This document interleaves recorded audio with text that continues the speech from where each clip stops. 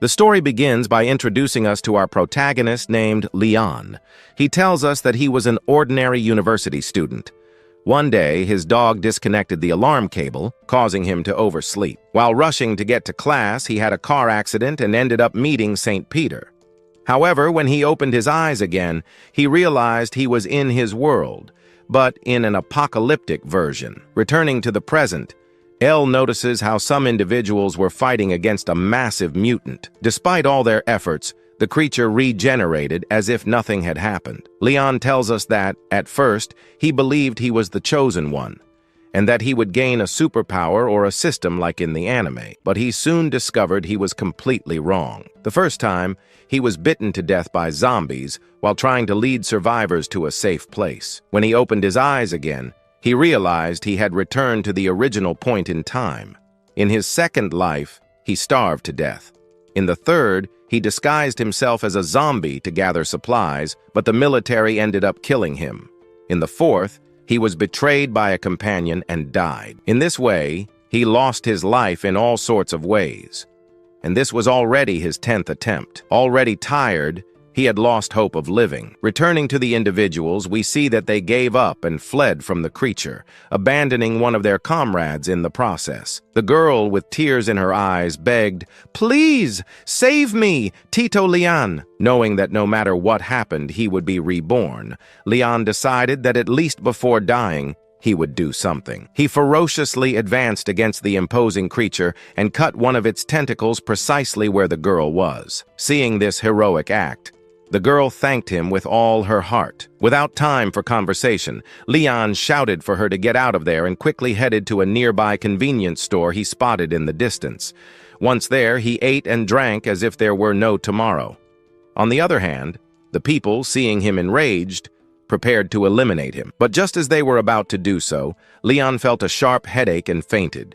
When he opened his eyes again, he noticed the creature had disappeared, and as if that weren't enough, he was perfectly fine. Suddenly, a voice spoke to him and congratulated him for activating the apocalypse system. The voice introduced itself as Jin.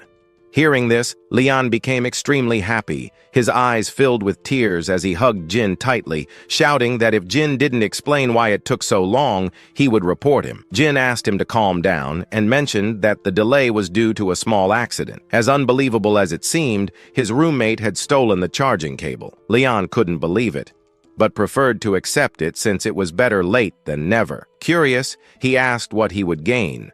Jin said he would explain, but first needed to state his objective. As Leon had already seen, he was in an apocalyptic world, and his mission was to save it. If he completed the mission, he would return to his original world. If he failed, he would be eliminated. But not to worry, he had 10 lives, although, according to Jin, he only had 1 left.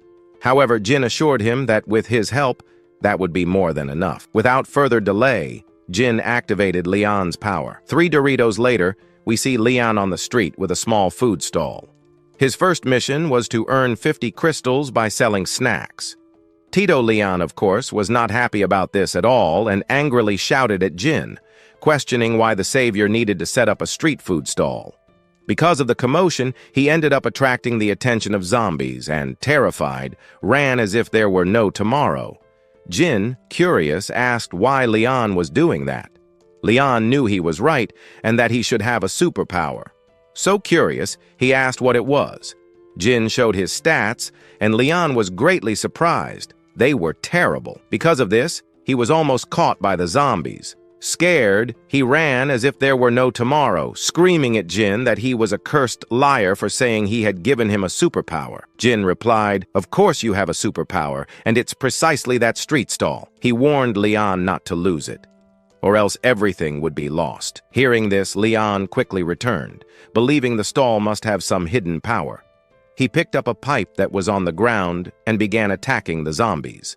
However, one of them abruptly pushed him to the ground. Fortunately, Leon fell into the street stall and, already desperate, began looking for something useful, but found nothing. He noticed several zombies approaching ferociously, until suddenly he realized that a piece of fabric had saved Tito Leon. When at the street post, is protected from any attack, whether by monsters or humans. In other words, Nothing can hurt him. Excited by the news that he is invincible, Leon begins to dance.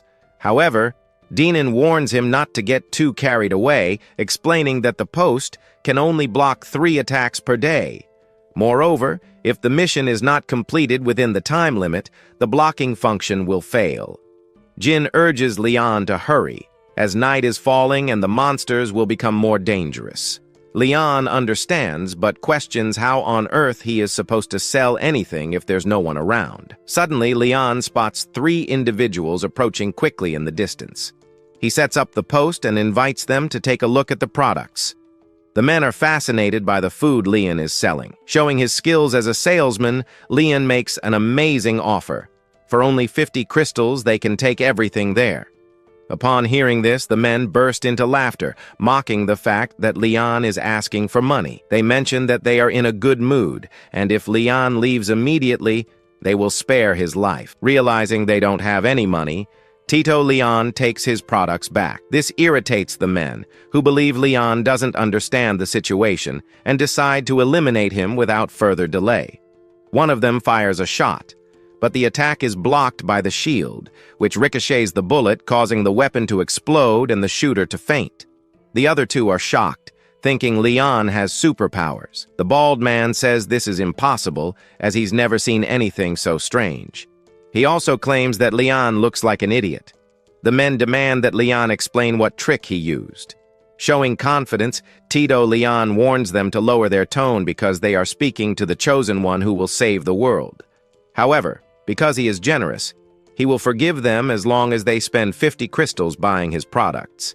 Naturally, the men don't believe him and become even more furious, thinking Leon is treating them like fools. Enraged, they decide to finish Leon off.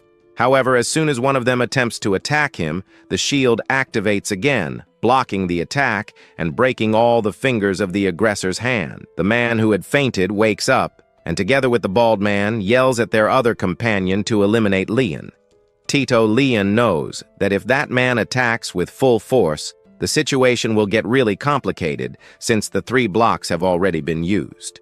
Trying to act tough, Leon finds himself in trouble. The blond man, overcome with fear, flees because he doesn't want to meet St. Peter. His companions run after him. Leon realizes he escaped by a hair.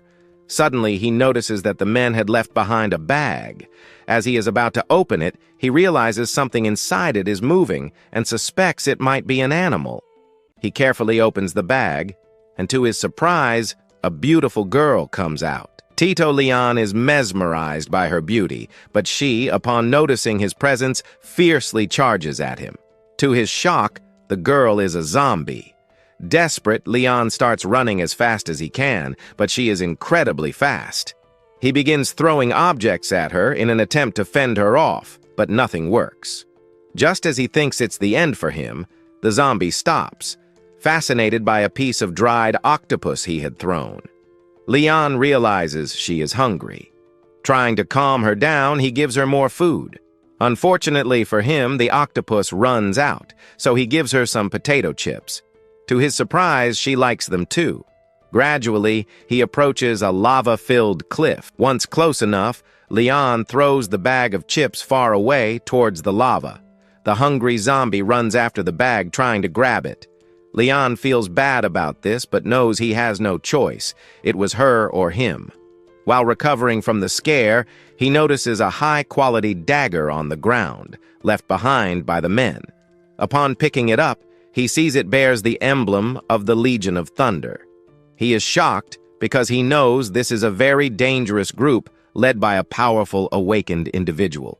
Leon understands that if they catch him, he'll be in serious trouble. He quickly starts gathering his belongings to leave, but he notices that in the bag where the zombie was, there is a pouch full of crystals. Leon is overjoyed as this is more than enough to complete the mission. Jin, however, warns him, saying that since the crystals were found and not obtained through a sale, they could not be counted as income for the street station, Leon questioned. Jin argued that the zombie had eaten at the station and that the crystals were in her bag, so they should count. Jin admitted he had a bit of a point, but insisted that the rules didn't allow it.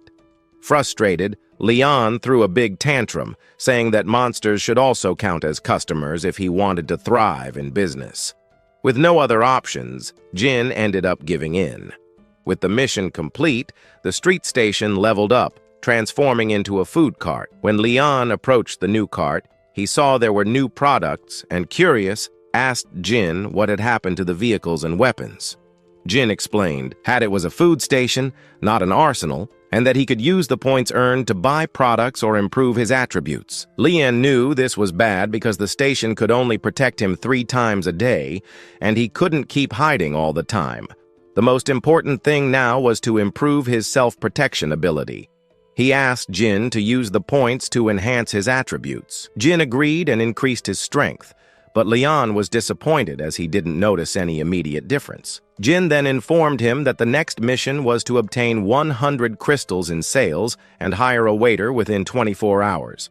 Leon was furious, thinking the time was too short.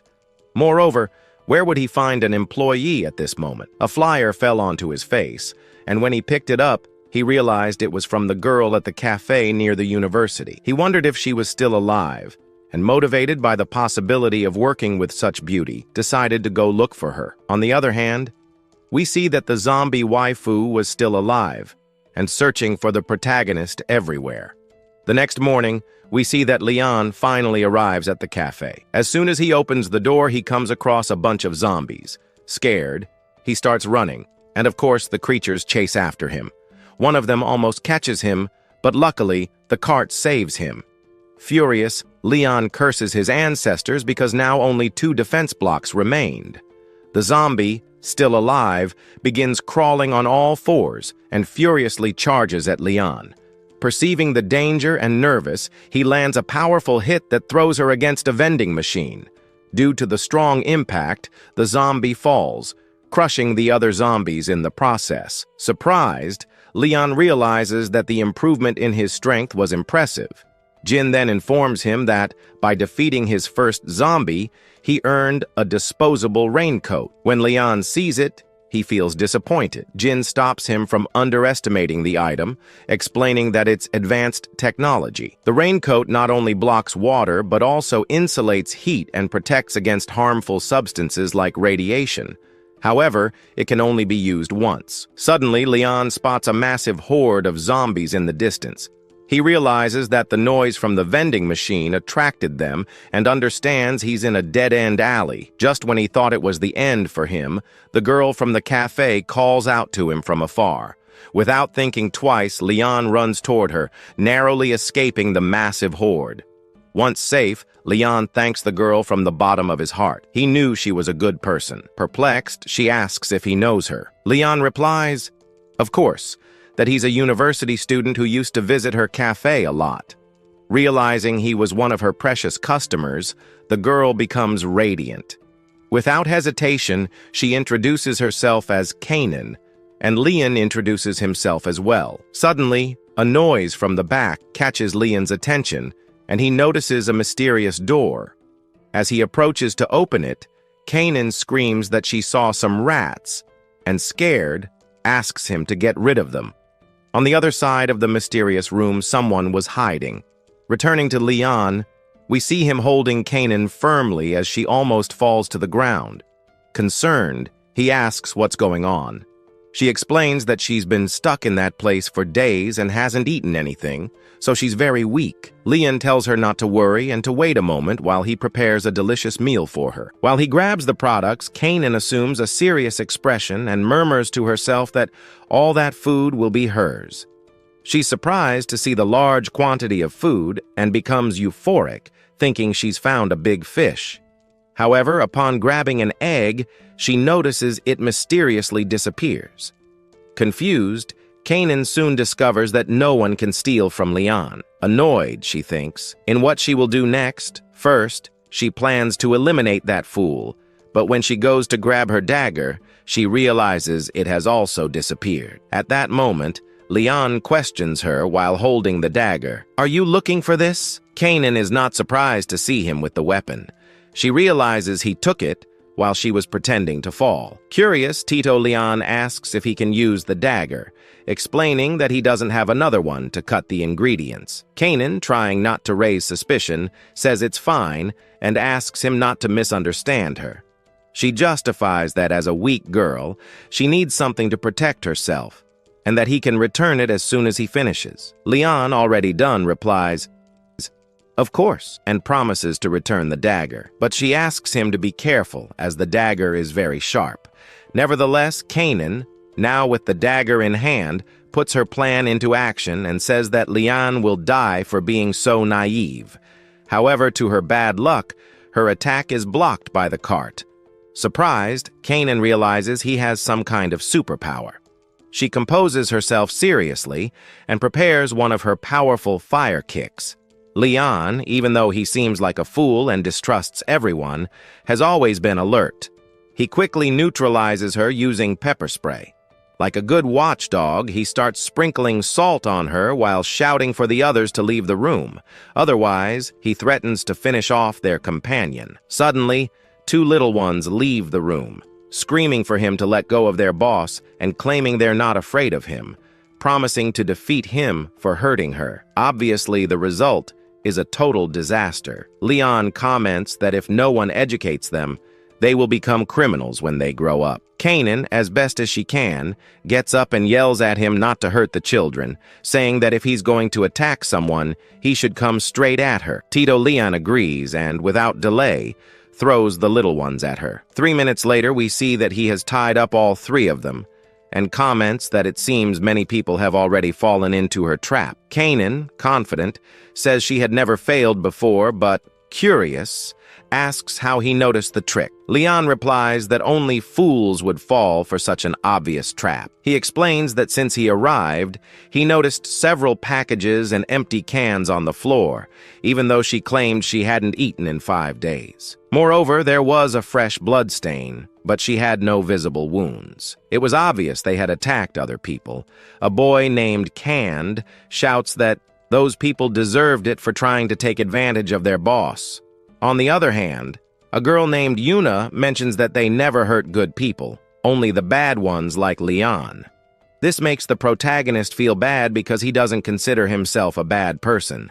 Kanan comments that in the apocalypse, it's hard to blame anyone for trying to survive. Tito Leon agrees, but says that now that they're in his hands, he also can't be blamed for what he's going to do to them. He threatens, saying it's been a long time since he's eaten fresh meat. The two little ones begin to cry, believing they're about to be devoured. Obviously, it was a lie. Leon just wanted to scare them. Kanan asks him to let them go, saying he can eat her instead of them. Kang and Yuna refuse to abandon her, saying he should eat them and free their boss. Witnessing such loyalty, Tito Leon starts to feel a bit bad. Suddenly, Yuna begins to cough. Kanan begs Leon to release her, explaining that she's hurt and the ropes are making it hard for her to breathe. Leon shouts, asking if she thinks he's stupid, suspecting that as soon as he releases her, she'll try to attack him. He is impressed with the girl's acting talent. Even so, the little ones insist they're not lying and beg him to free her quickly, or Yuna might die. Still hesitant, Tito Leon asks Jin to assess the girl. Jin agrees and after finishing informs that the child has a severe infection and, if not treated immediately, she has at most 3 days to live. Suddenly, Yuna starts gasping. Without delay, Leon frees them and watches as the girl collapses. Sometime later, we see that they've replaced her dressings. Tito Leon was furious because someone had hurt her, wondering what kind of monster would harm a child. Kanan explains that it was the Thunder Legion and begins to recount what happened. She reports that upon realizing something strange was happening outside, she immediately closed her coffee shop, even with customers still inside. Hours later, they learned about the zombie outbreak while the government asked everyone not to leave their homes. At first, they obeyed, and everything seemed fine.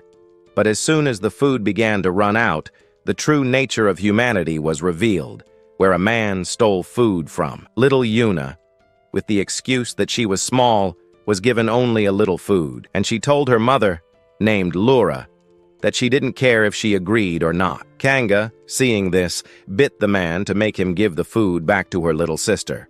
Obviously, it didn't work, and only enraged the man, who was about to teach her a lesson. However, Yura, realizing what was happening, knocked him to the ground with a kick, picked up Kanga in her arms, and shouted to everyone that there was enough food, questioning why they should take it from others. The angry man yelled that a simple piece of bread wasn't food.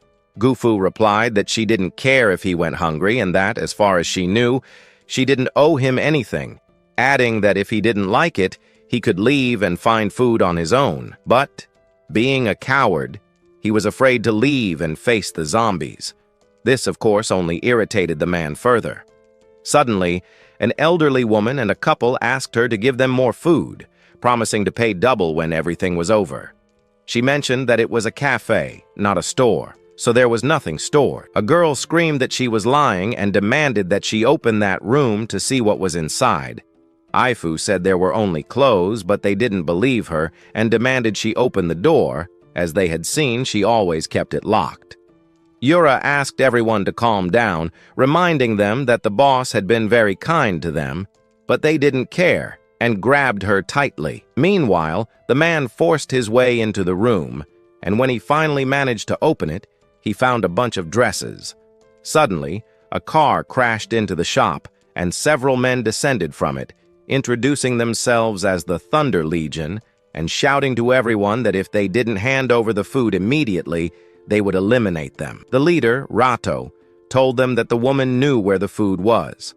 Upon seeing the many beautiful girls, they planned to take them. Kei and Yura ran with the children. On the other hand, it was revealed that the woman's boyfriend had betrayed them to stay alive. One of the men caught up with Kei, but she quickly fended him off with her dagger. Enraged, he was about to kill her, but without hesitation, little Yuna, seeing her older sister in danger, stepped in and took the shot herself. Everyone was shocked by this. Meanwhile, the leader of the rats scolded his subordinate, saying the noise would attract zombies while ordering the others to eliminate everyone and take the supplies. One by one, they began eliminating the survivors, leaving only Vifu and the children. When they were about to kill them, Yura threw herself at the man, preventing him from firing.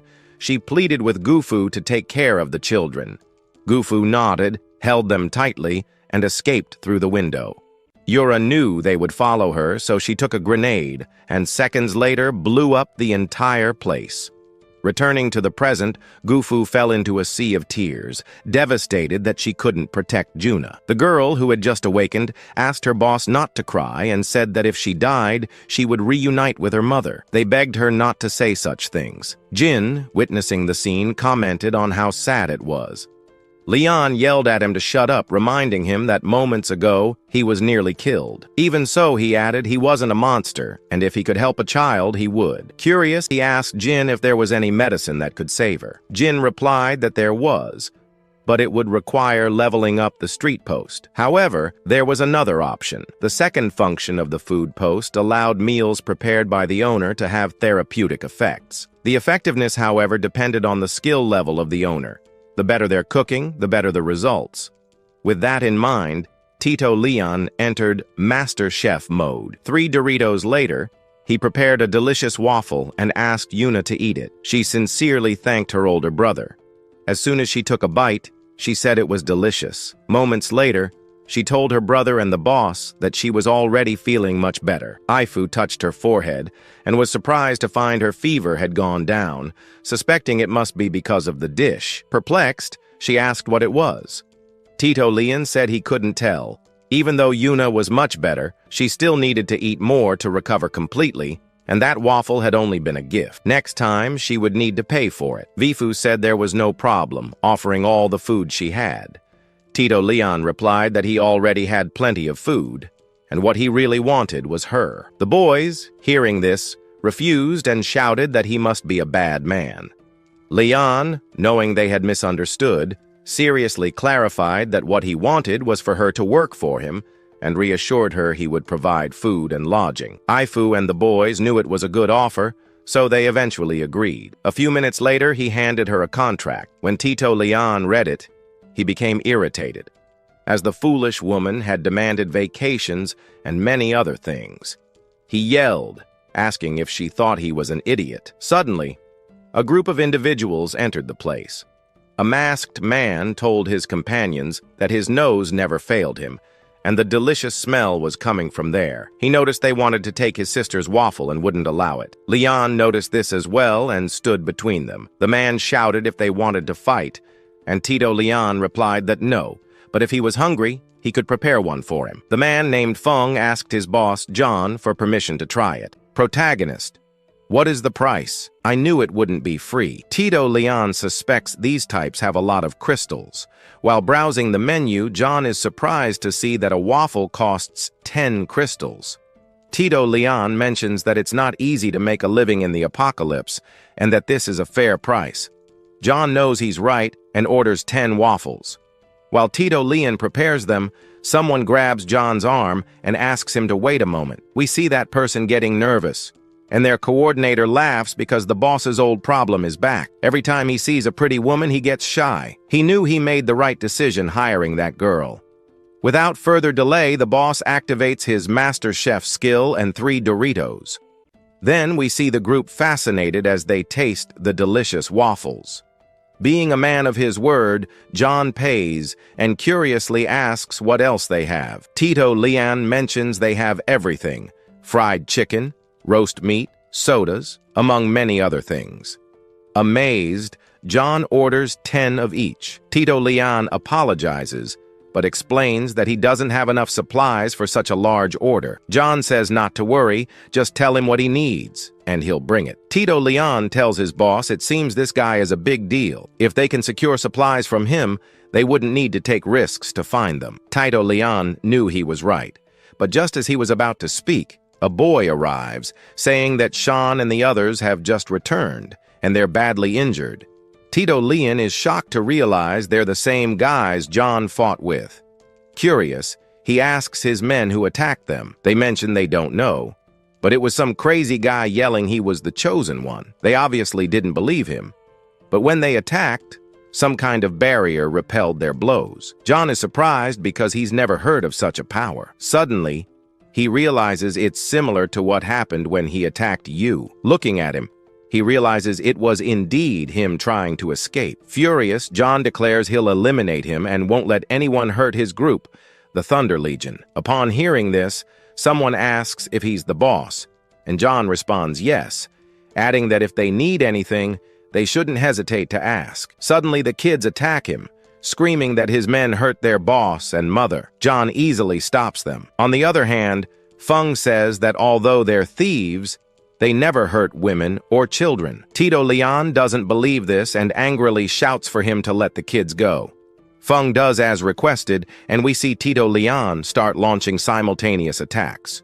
Tito Leon easily dodges them.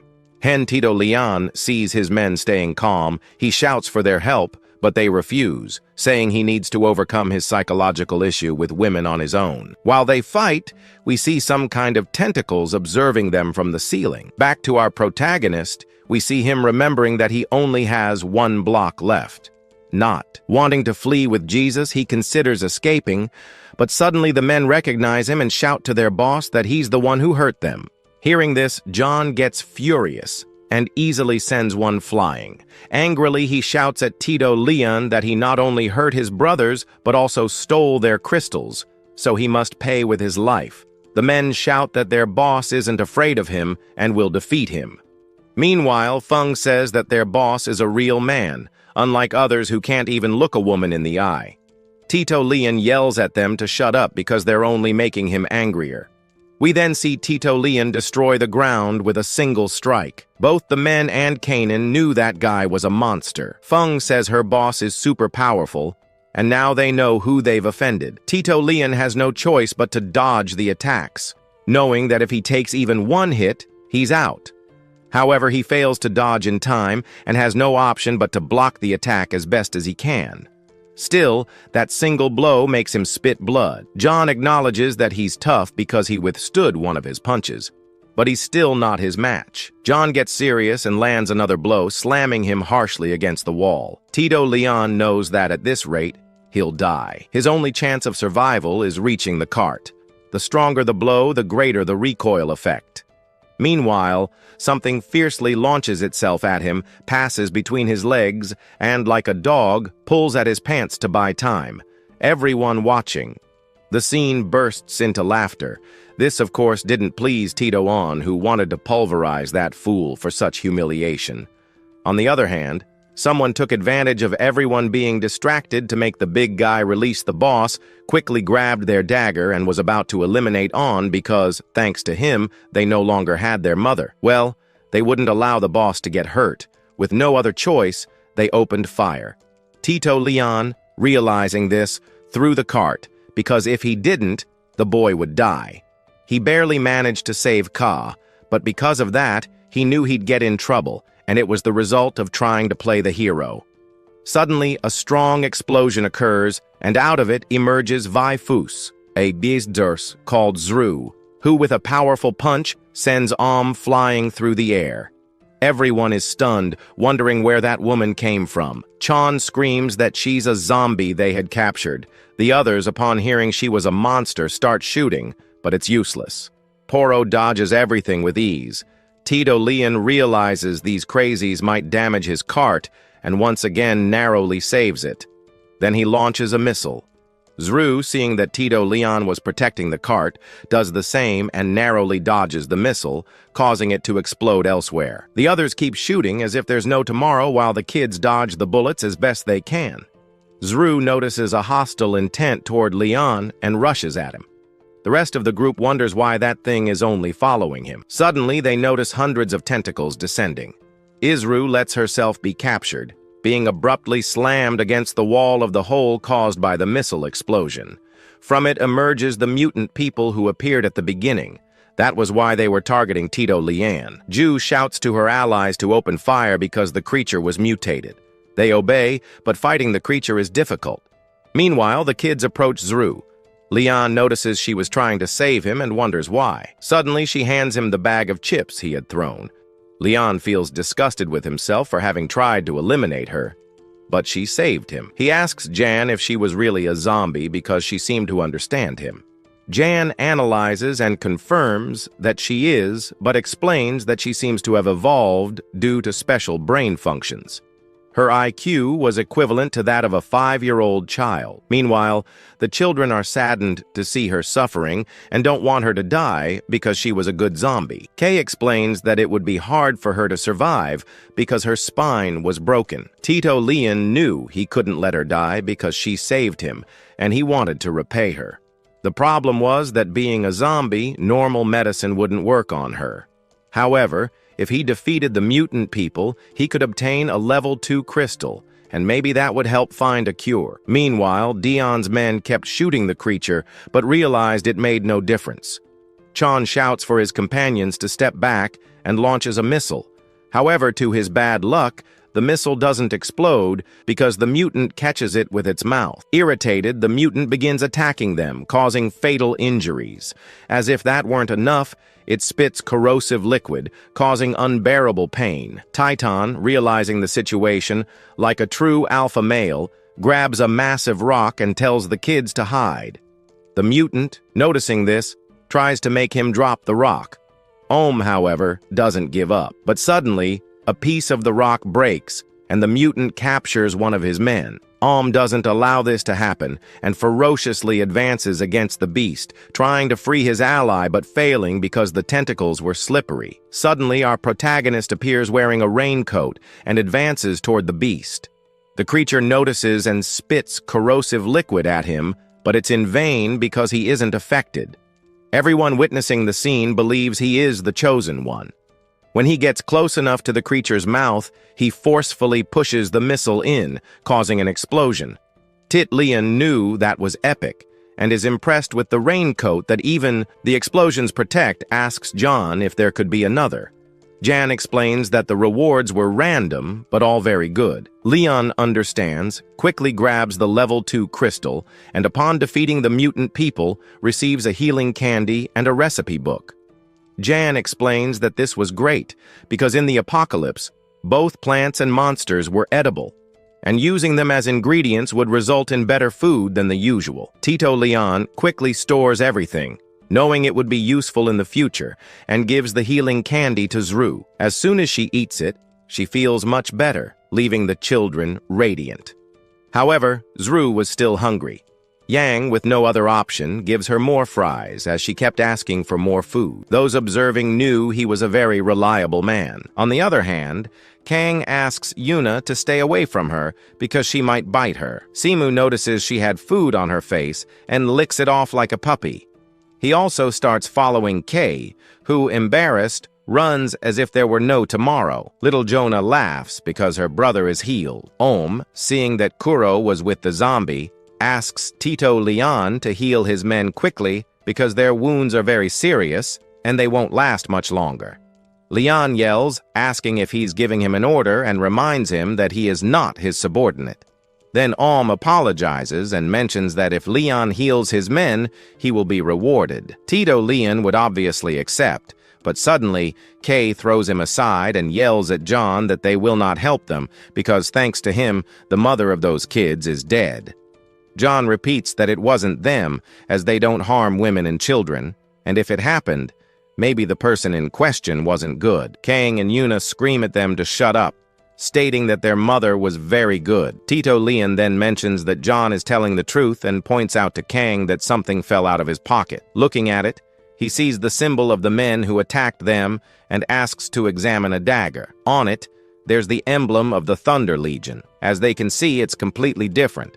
So the people who attacked them must be impersonating the Thunder Legion. John agrees and now understands why they were being attacked. Kang and Yuna feel sad because they don't know who the real culprits are or how to get revenge.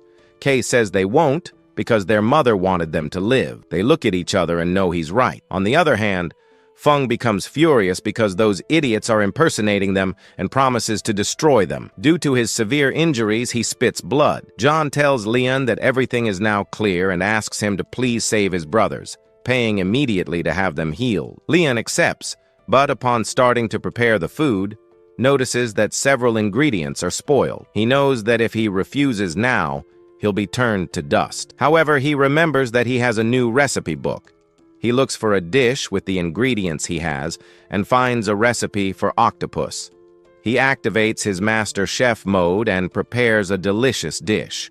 The men refuse to eat it because it was made from a monster. However, Feng smells the delicious aroma and decides that if he's going to die, at least he'll die with a full belly. Without hesitation, he takes a bite and tells his companions that it's delicious.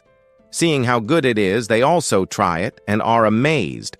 Not only was the taste incredible, but all their wounds were healed, and now they're full of energy. With everyone getting along, Langa takes the opportunity to negotiate supplies with John. The companions tell the boss not to accept, because thanks to him, they're injured. Tito Leon, tired, yells at them to shut up and attacks them because they wanted to rob him. They admit that he's right, but explain that they're professional thieves and couldn't let such an opportunity pass. Leon then asks why they captured the girl if they supposedly don't attack women, and even though she's a zombie, she's still a girl. They respond that they did it because of the boss, who, embarrassed, yells asking what they're talking about. They explain that they know he's afraid of women, so they captured the zombie to help him overcome his fear, promising they only had good intentions. Ju yells at them to shut up, saying they make him look like a pervert, and gives them a beating. Suddenly, Jin mentions to Ian that they need to hire a waitress to complete the mission. He explains that the signature of both is required to complete the process, and the person must also wear the exclusive uniform. Tito Leon, like an obedient dog, begins to imagine how Kian would look in the uniform. Jin, seeing that he was distracted, asks him to take the system seriously and hands over the uniform. Leon starts praying because it was something simple, and without hesitation he hands the outfits to the others. Kanan quickly begins undressing to put it on, while Tito Lan, realizing this, asks her to do it elsewhere because many people are watching. But she doesn't care. John, who can't resist anymore, faints, and as if that weren't enough, starts bleeding from his nose. Tito Leon asks Kian to pay attention, but suddenly a piece of dough falls on his. Perplexed, he wonders where the hell that came from, and when he looks at Kanan, he is greatly surprised to see that it was a man. Tito Leon curses his ancestors. Kanan, noticing his silence, mentions that he never said he was a woman. Tito agrees but argues that dressed like that, anyone could misinterpret. Kian mentions that it's just a personal pastime. Tito Leon, in deep tears, realizes that, as if this wasn't enough, the time to sign the contract was running out. If he didn't do it now, he wouldn't obtain the mission's rewards. He asks Kian to sign, but was inwardly cursing his ancestors for his bad luck, as other heroes were surrounded by beauties in their groups, while he had a man dressed as a woman and 2 children. When he was about to sign, Kanan's Zru appears and snatches the contract from his hands. Tito Leon tries to retrieve it as there wasn't much time left, but Zru doesn't release the document.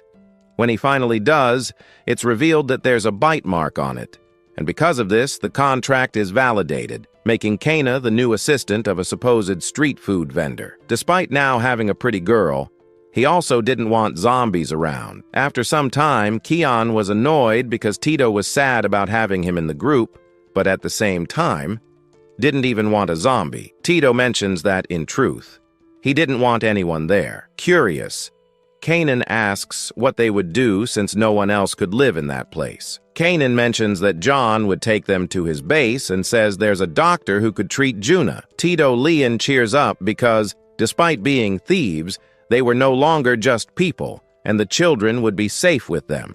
Suddenly, Juna mentions that her zombie sister had dropped something and hands it to Tito Leon.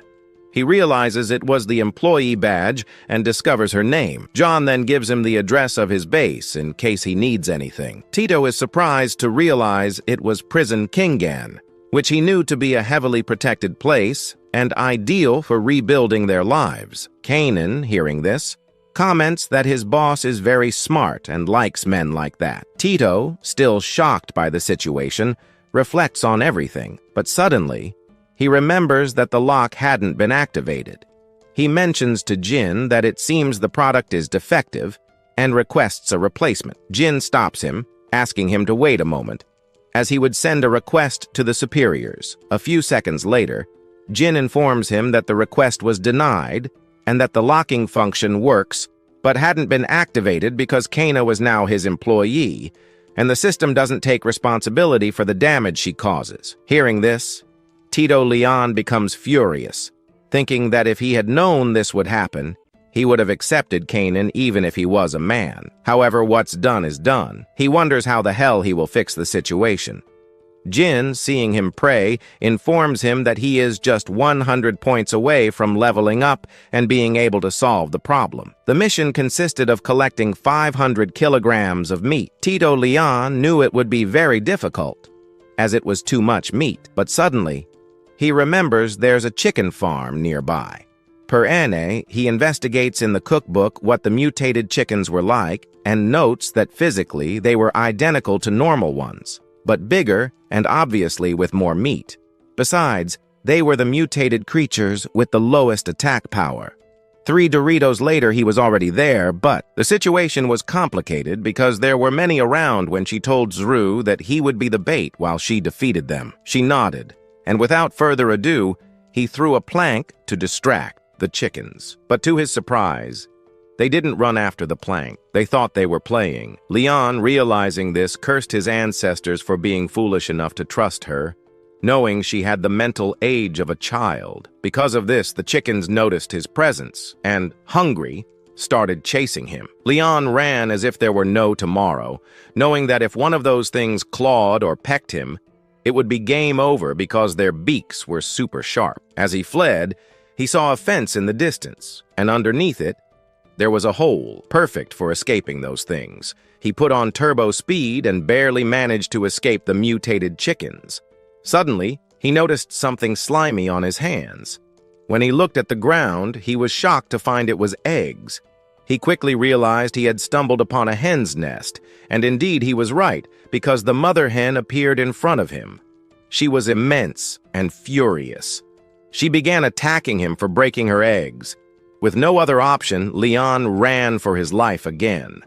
Suddenly, he realized the hen was targeting his friend down there. He panicked because it hadn't been used yet, and there was no way he was going to let it get hurt. We see him perform a leg lock on the creature, causing it to lose consciousness for a moment.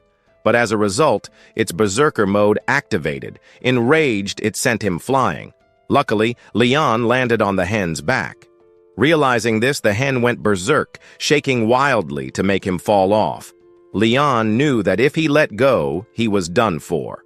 So, he held on tightly. In another scene, we see a military truck where they were informing a captain named Wong that the first, second, and third teams had already returned empty-handed.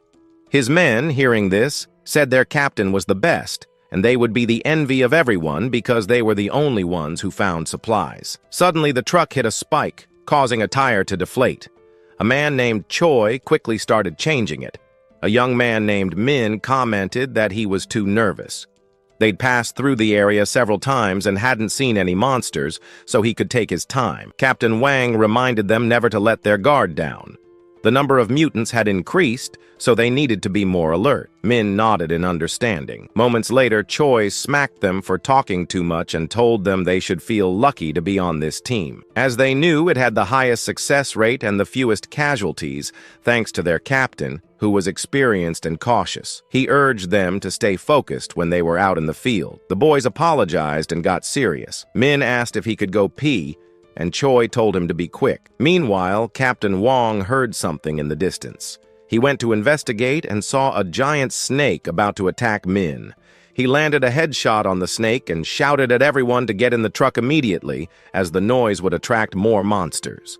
They complied, but as they were leaving, another giant snake followed them. It effortlessly caught up, flipping the truck into the air and capturing it with its tail. Captain Wong realized the snake wanted to crush them. He couldn't shoot it because the fuel tank was leaking and shooting would cause an explosion, killing everyone. In short, they were doomed. Suddenly, they saw a chicken approaching from a distance. On its back was a man. The snake also noticed this. Leon, already exhausted from dealing with the crazed hen, he becomes serious and firmly grabs her head, and thanks to his physical improvement, he sends her flying to the lobby. On the other hand, we see that the snake begins to devour her. Tito Liang, who couldn't see anything, wondered why he was still in the air and thought the snake was a telephone pole, so he calmly descended. However, as he did so, he noticed that it was a massive snake. Seeing more walking food, she swallows the chick in one bite. Lee shouts that she must already be full, so he begs her to forgive him. The reptile, of course, does not comply and begins to chase him. Because of this, she forgets about the soldiers and lets go of the truck. Choi tells his boss that the car still works. Mink, who heard him, Choi mentions to his boss that the car still works. Min, who heard him, tells him to then get it out of here. Captain Wang tells him not to, because thanks to that boy, they are safe, and that if they run away now, what kind of soldiers would they be? They know he is right because they joined the army to save people. They go in search of Tito Liang to rescue him, but he didn't even realize they were there, because he was on the hen's back and never saw anything. Back with Zru, we see that she got tired of playing and was looking everywhere for Liang but couldn't see him. Suddenly, the little group of chickens attacks her. She remembers that he wanted to carry them, so she grabs the cages and captures them all. Back to Tito Liang, we see that he was running non-stop because he didn't want to go with St. Peter. He begs Jin to help him. Jin tells him he would like to, but he has no way of doing so, and the only way is with the food stall. Finally, we see that the ferocious creature catches him. Tito Liang gives in and awaits his tragic fate. Just as he is about to be devoured, the beautiful shrew appears and abruptly hits the snake with her chicken cage, defeating it. Tito Liang, seeing that she saved him, thanks her with all his heart and knows that he must teach her to distinguish between play and work so that this doesn't happen next time. Jin congratulates him for completing the mission of collecting the 500 kilograms of meat, and thanks to that, he gets the 100 points he was missing for the food stall upgrade. We see that he goes from a street cart to a full food truck, where we left off the previous episode after Zru defeated the mutant snake. Lee manages to collect the 500 kilograms of meat, and thanks to that, the system rewards him with a street food truck. He, of course, is amazed when he sees it and gets a bit sentimental because now he won't have to sleep outdoors. He thanks Jin for it. Jin tells him it's because of his excellent work and that since he completed the mission so quickly, he gets an additional reward. Now he can use weapons for 3 minutes. Liang gets excited upon hearing that and opens the arsenal to see what's inside, but is greatly surprised to find a kitchen knife, a spatula, and a strainer. Outraged, he yells at Jin that he won't even be able to take down a zombie with that. Jin tells him not to underestimate kitchen utensils, because not only does each one have its own abilities, but they can also be upgraded according to the host's skills. Liang believes him, because that guy never lies to him, and excited, he takes one out to try it. But before doing so, he asks Zru if she wants to play a game. She happily agrees. Without delay, we see how Tito Liang, with his little kitchen knife, begins slicing through the imposing creatures as if nothing. Meanwhile, we see the lovely Shrew taking care of catching the meat and placing it all in one spot. Liang thanks her for it and tells Jin that her ability is amazing. Suddenly, Jin notifies him that there's a new mission: to create 3 new dishes with the existing supplies, sell them to 3 customers, and get a 5-star rating. He tells him not to worry because there's no time limit for the mission, but warns that if there's a negative review, all the points he has earned so far will be erased. Angry, Liang yells that it's robbery because everyone has different tastes, and if he doesn't satisfy one person, he'll lose everything he's worked for. Jin asks him to calm down and acknowledges the difficulty is high, but informs him that if he succeeds, unimaginable rewards await him. Hearing that, Liang calms down a bit and realizes there's no time limit, so since it's hard to find survivors, he decides to take a 2-day break. Jin, annoyed, yells at him to get back to work. Liang, like a true rebel, tells him no, because if he's going to lose everything because of a random person, he might as well enjoy his truck a little. As he was about to get in, he wondered if it would hold up, because he didn't want it to get destroyed like last time. But without further delay, he tells Zru to get in, because they're leaving. Back to the soldiers, we see they come across the remains of a corpse. Some thought it was our protagonist. Captain Wang tells them those bones are too big to be human, so the boy must still be alive. Suddenly, Cho yells to his lord to come immediately because he found something big. He follows and comes across the remains of the imposing reptile, and also of some birds but none from a human, and they wondered what could have taken out those creatures. Captain Wang, very serious, wondered if maybe it was that guy, because there was no trace of him. Back to Tito Liang, we see he was super happy, calmly driving through the forest. Zru, who was like a little girl, was also having a lot of fun. Suddenly, they come across a horde in the distance. Liang, excited, wanted to see how powerful that baby was, so he floors the gas pedal to crush the zombies. But to his surprise, they bounce off. Turns out the shield was activated. He asks Jin to deactivate it for a moment, and with that done, he starts plowing through the huge horde with his truck. On the other hand, we see the lovely Shin Rusel was having a phenomenal time. As night falls, we see Lee taking a little shower, and upon feeling the hot water, he gets a bit sentimental because it had been a long time since he last bathed. Suddenly, he feels like someone is watching him and nervously moves the curtain, but sees no one, thinking maybe he's just a bit paranoid and keeps showering peacefully. But once again, he feels like someone is watching him and notices a shadow behind the curtain. He quickly moves it and is shocked to see the adorable Zru. Tito Liang, embarrassed, covers himself and asks her what the hell she's doing there. She tries to communicate, but he doesn't understand a damn thing. Jin suddenly shows up and mentions that she desires his body. Liang is shocked to hear that and thinks he's lying, but suddenly notices how Zru is slowly approaching. Tito Liang is in shock because it was true, and admits that even though she's a zombie, she's very beautiful, and he was seriously thinking about letting her love him, but his common sense quickly returns, because she was a zombie. Suddenly, he notices she was opening her mouth and, perplexed, wonders what the hell she was doing when suddenly she lunges at him and tries to bite him. Tito Liang, shocked, quickly moves away because he thought she had infected him, but then realizes he's not bleeding and figures out the soap saved him because he was really slippery. He quickly notices that she had no intention of leaving him alone, and with no other option, runs like there's no tomorrow, and perplexed, asks Jin what's wrong with her. Jin mentions that zombies have an insatiable hunger and reminds him that she hasn't eaten anything today, and when seeing a walking piece of meat like him, how could she not lose control? Liang knew he had to feed her something quickly, or he'd be seeing Jesus. We see the lovely Zru eating a bunch of grilled meat. On the other hand, Liang was aware that this time he got lucky, and if that happened again while he was asleep, she would attack him, and he wouldn't even notice. Curious, he asks Jin how he can guarantee his safety in that situation. Jin mentions the only thing he can do is feed her a lot. Liang, annoyed, tells him that doesn't help at all, but suddenly he gets a brilliant idea and looks through his stuff for something that could help, and it turns out to be dental retainers. The next morning, we see Liang dressed to the nines, and without further delay, he gets to work. On the other hand, we see the adorable Zru checking out her teeth. After a while, Jin congratulates the protagonist for the idea of the retainers. Suddenly, they see a military vehicle in the distance. Liang gets out to investigate and notices that there was no one inside and wonders why, since it was in good condition and even had gas.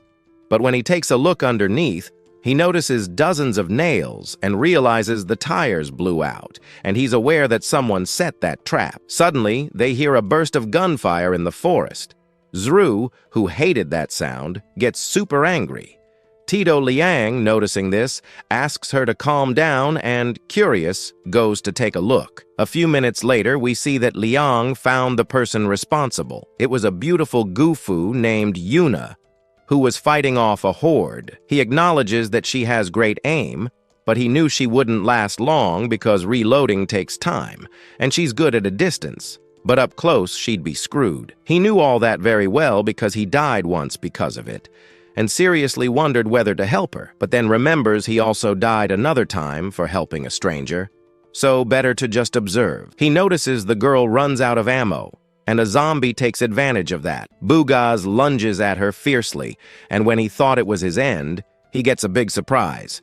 She was repro because little by little she starts taking out all the zombies with her dagger, and in a matter of seconds, she clears the horde. Leon is shocked by such madness. On the other hand, we see that Juna enters the river and was planning to take a little bath. Tito Leon, who noticed this, starts bleeding from his nose like a Noko and thought the girl saw him and did it on purpose so that he would come and fall into one of her traps. But no way was he going to go, and just as he was about to leave, we see that the cute shrew gets mesmerized by a butterfly and follows it, and unintentionally pushes Tito Lian off the mountain. But blessed from above, he survives, and furious, he was going to teach that fool a lesson because she almost sent him to meet St. Peter. But soon, he notices she had something in her hand, and when he looks to see what it is, he gets a big surprise. It was her clothes, and nervously, he knew he had to get out of there before she came back. But it was already too late because the waifu was already behind him and puts the dagger to his neck. Tito Leon, terrified, begs for mercy. She's surprised because she thought he was a zombie. Leon tells her he's not, and that if she doesn't believe him, she can check. Juna realizes he had her clothes and was going to finish him off. Tito Leon, seeing her expression, swears he's not a bad person and that it's all a misunderstanding, that he fell and didn't see anything. The Gufo, upon hearing that, turns super red. He saw her while she was bathing and she wasn't going to forgive him. And just as she was about to finish him, the lovely Sinro appears to the rescue, attacking them as she starts launching simultaneous attacks non-stop. And Juna, who was repro, dodged everything with no problem. Suddenly, she notices that idiot wouldn't stop staring at her, and annoyed, she yells that as soon as she finishes, she'll destroy him. Tito Leon, not wanting to meet Jesus yet, runs like there's no tomorrow. On the other hand, we see the lovely Zru mesmerized by the great personality of the waifu and thought she was a giant dumpin and being hungry wanted to take a bite. Suddenly, a guy shoots at them, but the girls manage to dodge the bullet in time. The guy, named Jan, yells at Yuna that she's very skilled because she was able to take out all those zombies. She realizes he was the one who sent the horde, and also the one who punctured her car. He tells her, "Sisas," and that he didn't plan to see her again, and yells that if she had been obedient and given him management of the base, she could have kept enjoying the food. And since she didn't, she shouldn't blame him for wanting to finish them off. Right away, he tells his guys to open fire, but they don't land a single hit. The reason is that Yuna quickly hid in some bushes and immediately flees to the other side. A curious girl asks her boss if he'll let her escape. He tells her not to worry because in that direction there's a cliff. But he knew it would be too easy to let her die like that, so he orders his men to go and catch her, but to bring her back alive. Suddenly, one of the guys mentions that the girl who was beside Yuna didn't run, and apparently is very dumb and hasn't understood the situation. Jan yells to his brothers that they're in luck because they've got a new toy, and once he's had enough fun with her, he'll hand her over to them. He shouts that whoever captures her will be the first to try her out.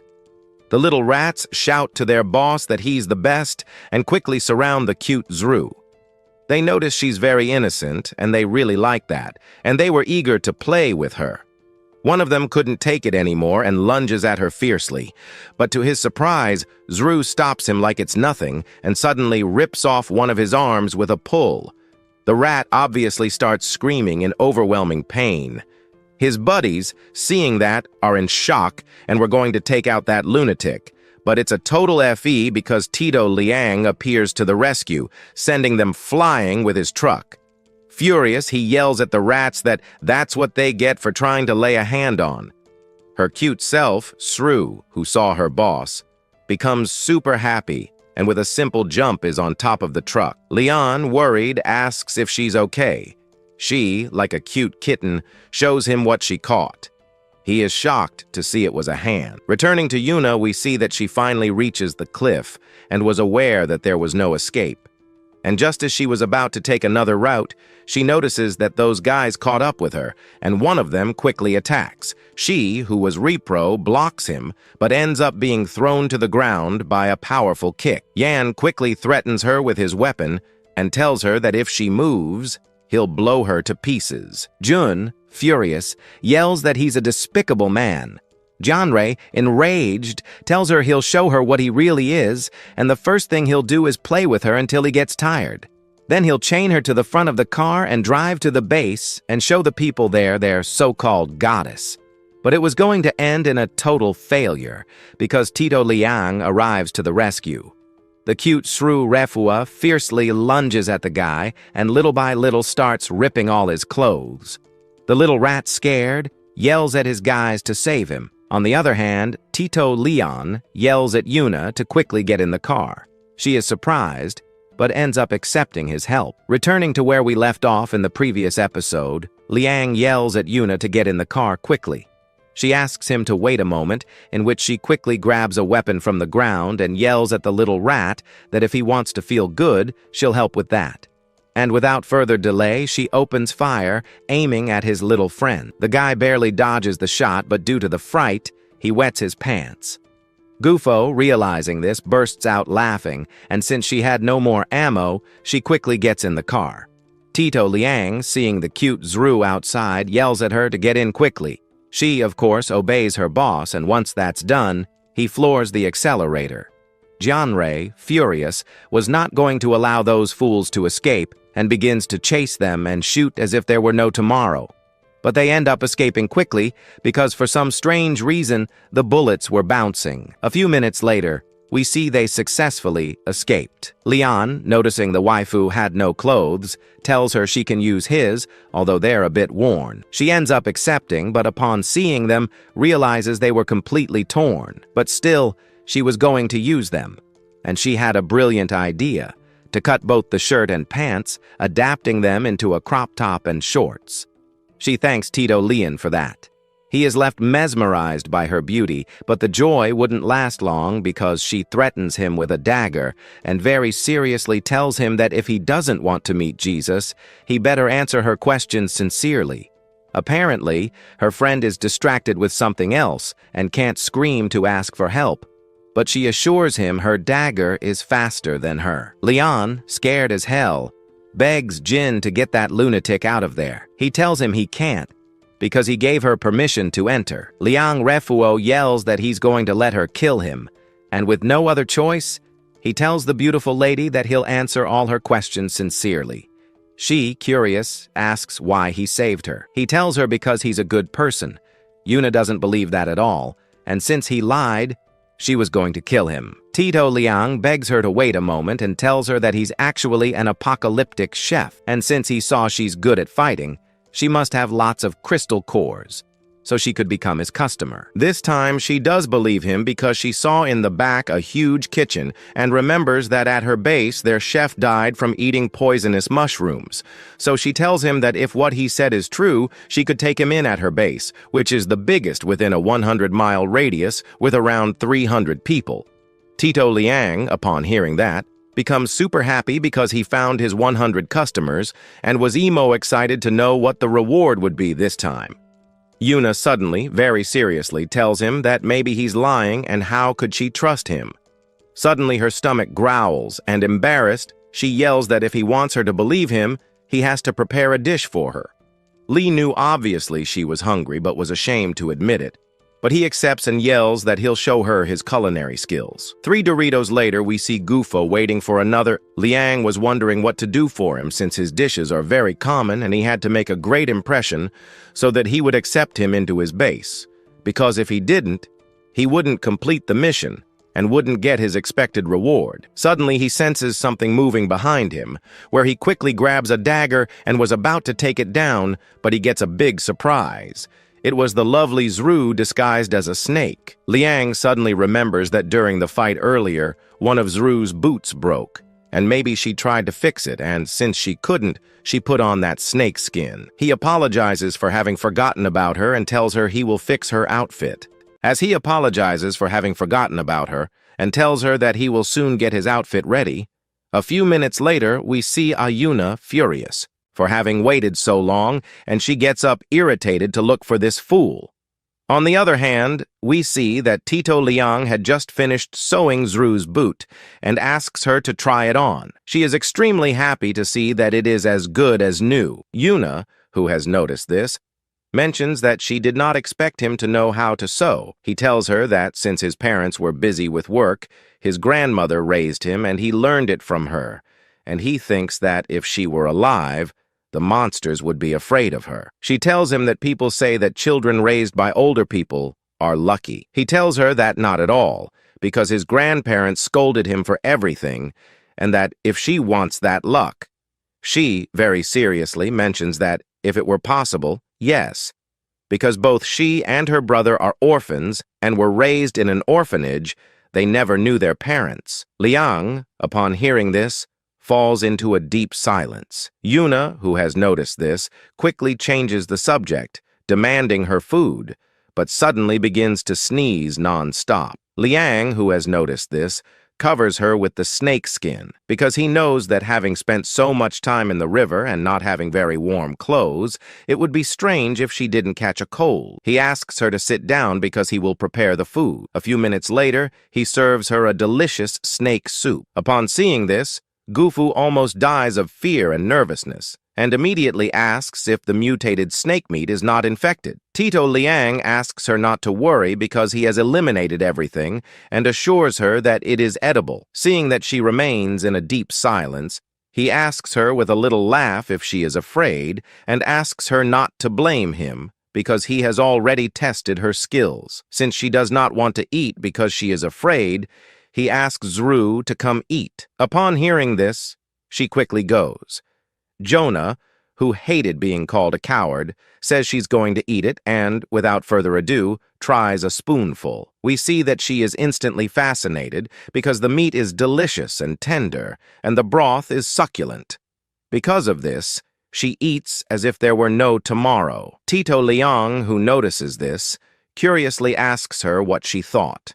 She mentions that the cold she had recently disappeared and that she feels very energetic. Curious, she asks if this is due to the meat of the mutated snake. He tells her yes, because it not only restores energy, but also strengthens muscles and bones. Although the cold has been eliminated, it was the spice he added, ginger and pepper, that made all the difference. When he added them to the soup, he completely transformed it, because there is no better medicine to eliminate a cold. Jonah thought he was a fool, but when he saw his culinary skills, he considers that he is undoubtedly an expert. Suddenly, Tito Liang asks her to please evaluate his food. She says it's no problem and gives him a 5-star rating. With that done, she mentions that he passed her test, although he's not hired yet and has only passed the preliminary evaluation. He must return with her to the base, where he will do a more detailed evaluation. Tito Liang is irritated by this, but he had no other option but to accept. After a long time, we see that they were about to reach the base. Liang is impressed because it was huge, in addition to having a large wall that protected them. Juna mentions that it was very difficult to find a base like that, but fortunately, they found that metal factory.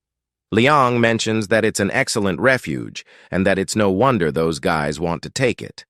Jonah tells her that this guy, Jay, was about to die at the hands of a zombie horde, but she felt sorry for him, saved him, and let him stay. A short time later, he started spreading rumors that he liked her, and also allowed his accomplices to enter to take over the base. Fortunately, the guards discovered him in time. She regrets not having let him die from the zombies that day, and warns Liang not to make the same mistake twice, so it's better that he doesn't even think about doing something like that. Nervously, he says he understands. A few minutes later, 2 girls finally arrive who didn't recognize the car and weren't going to let them in. Yuna, who noticed this, shows herself, and thanks to that, they are allowed to pass immediately. Her friends named Kanan and El Ru, curious, ask their boss what happened to her car and her clothes, and above all, who those guys were. She tells them that they saved her. It turns out that that little group attacked her when she was coming back, and although she got rid of them, she wasn't able to get the car and the supplies back. The waifus, upon hearing this, get furious and swear that if they see that guy, they will destroy him. Now a little calmer, curious, they ask their boss what she intends to do with him. Those guys. She mentions that they will be her new chefs, and that she has tasted their food, and it is certainly very good. Since they still have the wild boar meat, she asks them to go get it from the warehouse along with the vegetables and asks Tito Liang to please prepare one of her delicious dishes. Changing scenes, we see a girl named Yan disgusted by tasting the wild boar meat. A boy named Chen asks her not to worry and that he will get something more delicious. On the other hand, some guys were insulting a man named Lee, who was in charge of the warehouse, for having given them such a horrible thing. Chen, furious, was going to get some food himself. Old Lee asks him to stop, because without Miss Juna's permission, no one can enter. The guys shout at him to be quiet, because he is the boss's younger brother and can do whatever he wants. Chenga, seeing that he is locked in, asks for the keys and warns that if he does not give them to him, he will not give him anything to eat for 3 days. Suddenly, Yuna arrives and, very seriously, asks her brother what the hell he is doing, if he shouldn't be getting supplies right now. Nervously, he mentions that he came back early because something unexpected happened, and he came to the store for some food. But that guy only gave him garbage. Old Lee tries to explain what happened to his boss. She asks him to wait a moment and very seriously orders her brother to get that piece of meat right now, that he forgot that people were injured when capturing the wild boar. Upon hearing this, they fall into deep silence.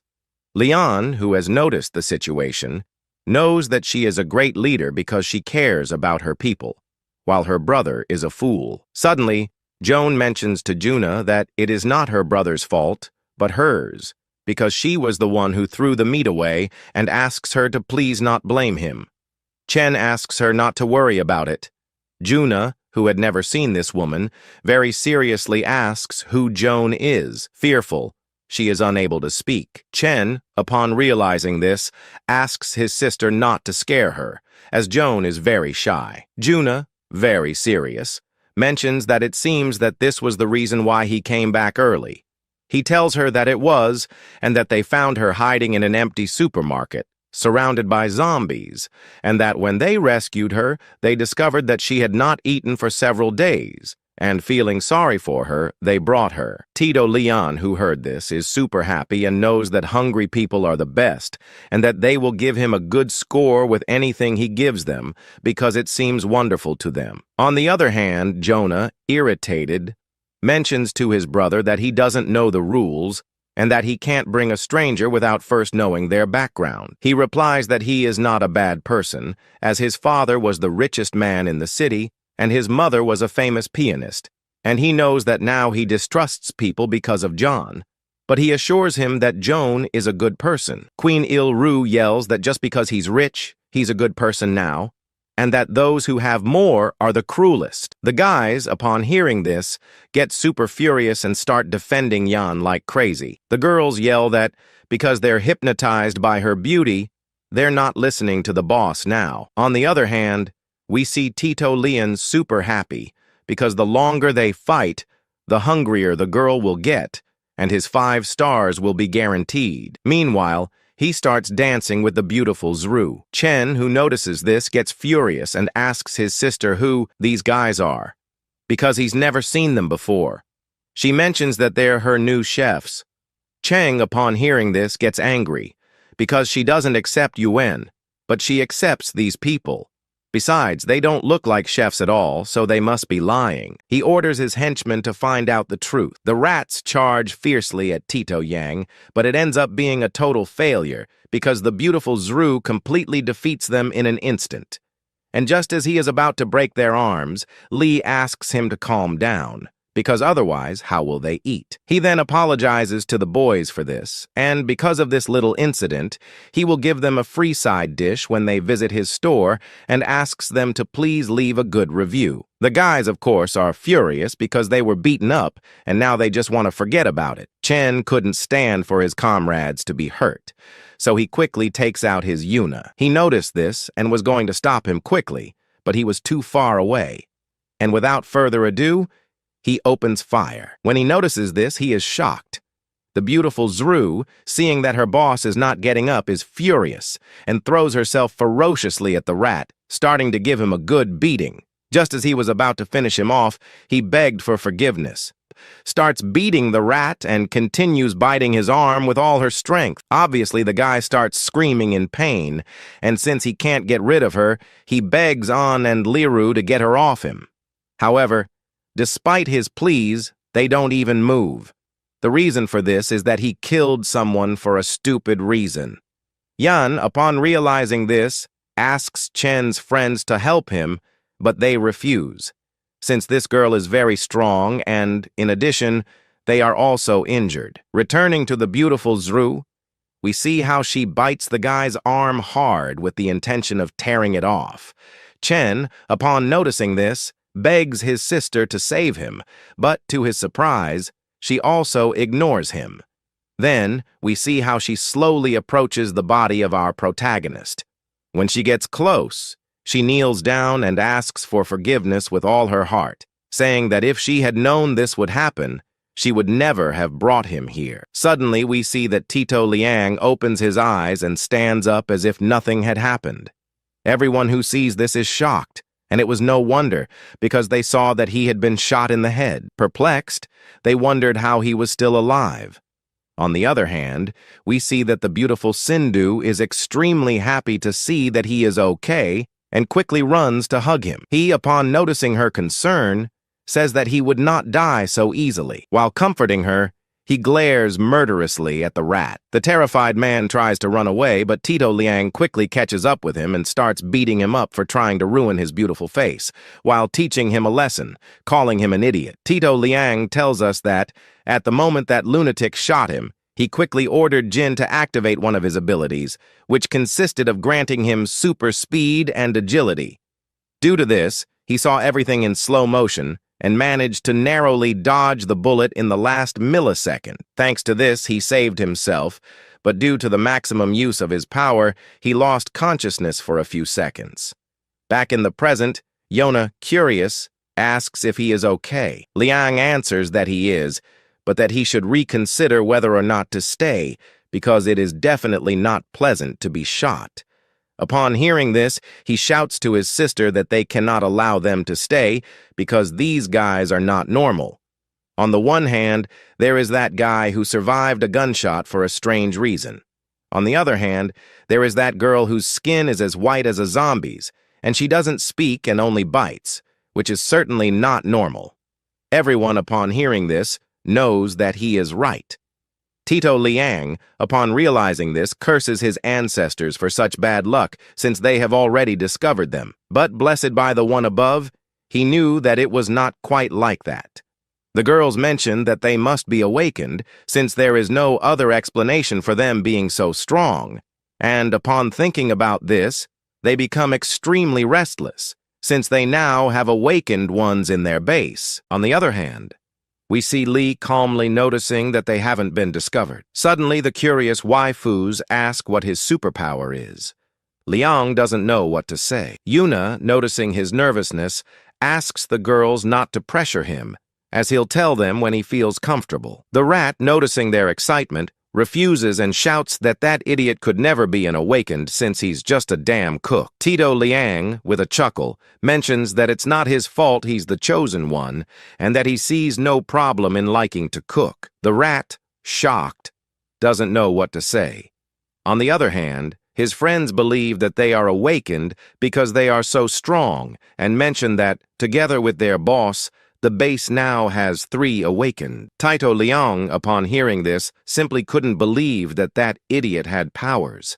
Have powers, and that was easily defeated by Shu. Suddenly, Juna tells him that she is right, although her brother still has not fully awakened, and is that before a person awakens, their superpowers appear with signs like high fever, hallucinations, marks on the body, among many other things.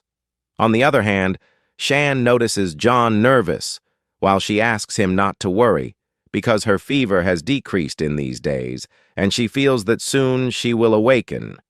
And as soon as that happens, she will teach those guys a lesson for being so arrogant that they don't even say what their superpowers are. She asks that he not worry, and knows that he is the best. The beautiful Sue, who heard it, got irritated and wanted to beat up the little rat, who noticed it, almost peed herself in fear, and screamed not to come closer.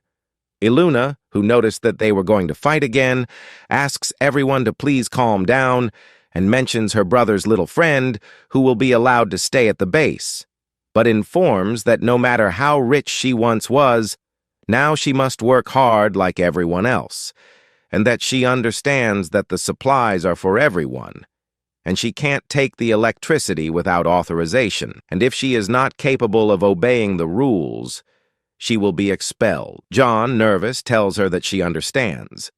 Shen asks why his sister is being so harsh with her, mentions that it was all his fault, and asks please to stop always pointing at her. Jonah, irritated, stares him straight in the eyes.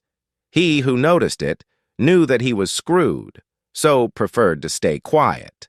On the other hand, Jonah asks old Lee to bring some ingredients from the warehouse, because it is necessary to welcome the new members with a delicious lunch, and asks Yang if he can take charge of that, since she wanted everyone to try his delicious food. He, of course, accepts, since he needed to complete his mission. Suddenly, Shen asks his sister to please let him take charge of the ingredients, as a way of apologizing for the misunderstanding from earlier. She ends up accepting. Changing the scene, we see that all the members of the base found out that there was a new leader. And if that wasn't enough, he was an awakened one, and they were curious to know how his food would be. Returning to Tito Lian, we see that he was sad. The reason for this is that all the ingredients they brought him were rotten. And if that wasn't enough, there were also no seasonings. A curious one asks her brother what happened. He mentions that due to the heavy rains, the vegetables spoiled, but asks that she not worry, because he feels that Lian, even with spoiled food, will prepare something delicious. Lian sensed that brat had set a trap for him. The reason for this is that his attitude changed drastically out of nowhere. But he was going to teach a lesson, while saying to Jin that he would bring something from the truck. He mentions that it can only be used inside it. On the other hand, Shen's friends ask him not to worry because they hid the ingredients in good condition, and after the advertisement they made, the outsiders will be angry for not tasting a decent meal, and both that idiot and his sister will be strongly criticized for that. John, who is me, curiously asks Shen why he is being so mean to his sister. He mentions that it is because she let those two strangers stay, and that they are not good people, so they should be expelled. Although that was all a lie, and the real reason for his anger is that his status as an awakened one was being threatened by those fools. Changing the scene, we see the starving people, from waiting so long. Kaliru, who noticed that, quickly goes to inform their boss. Lian's mentions that she didn't do anything because the vast majority of the ingredients are rotten, and the only thing that occurs to her to make is mingal. Shenga, upon hearing that, quickly goes out to inform everyone to be patient, because their star chef will soon prepare some delicious porridges. The people are outraged because they waited so long for such a simple dish, and irritated, they mention that the previous chef prepared more delicious things. Taito Leon was aware that that idiot actually hates him to death, because he placed public outrage on him. Yuna, who noticed the anger of the people, tells them that it is her fault, and is that, on the way to the base, she had an accident and lost all the supplies she collected. That's why Leah can't cook something more delicious, even if she wants to, and she promises that next time she won't disappoint them. Everyone knew how much she tries, so they ask her not to worry, and the most important is that she is safe, and is that without her, there wouldn't be a safe place to stay. Juna, upon hearing that, thanks from the bottom of her heart for the understanding.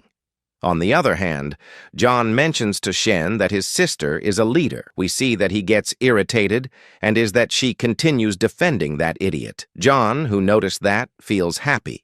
On the other hand, we see that the people apologize to Tito Lian and say they will bring some ingredients to help. He was aware that everyone loves and respects Yuna, and didn't understand why he never heard of her in the future, and is that, with the size of the base and her leadership, she should have developed well. But in none of his 9 lives did he hear her name, so something must have happened.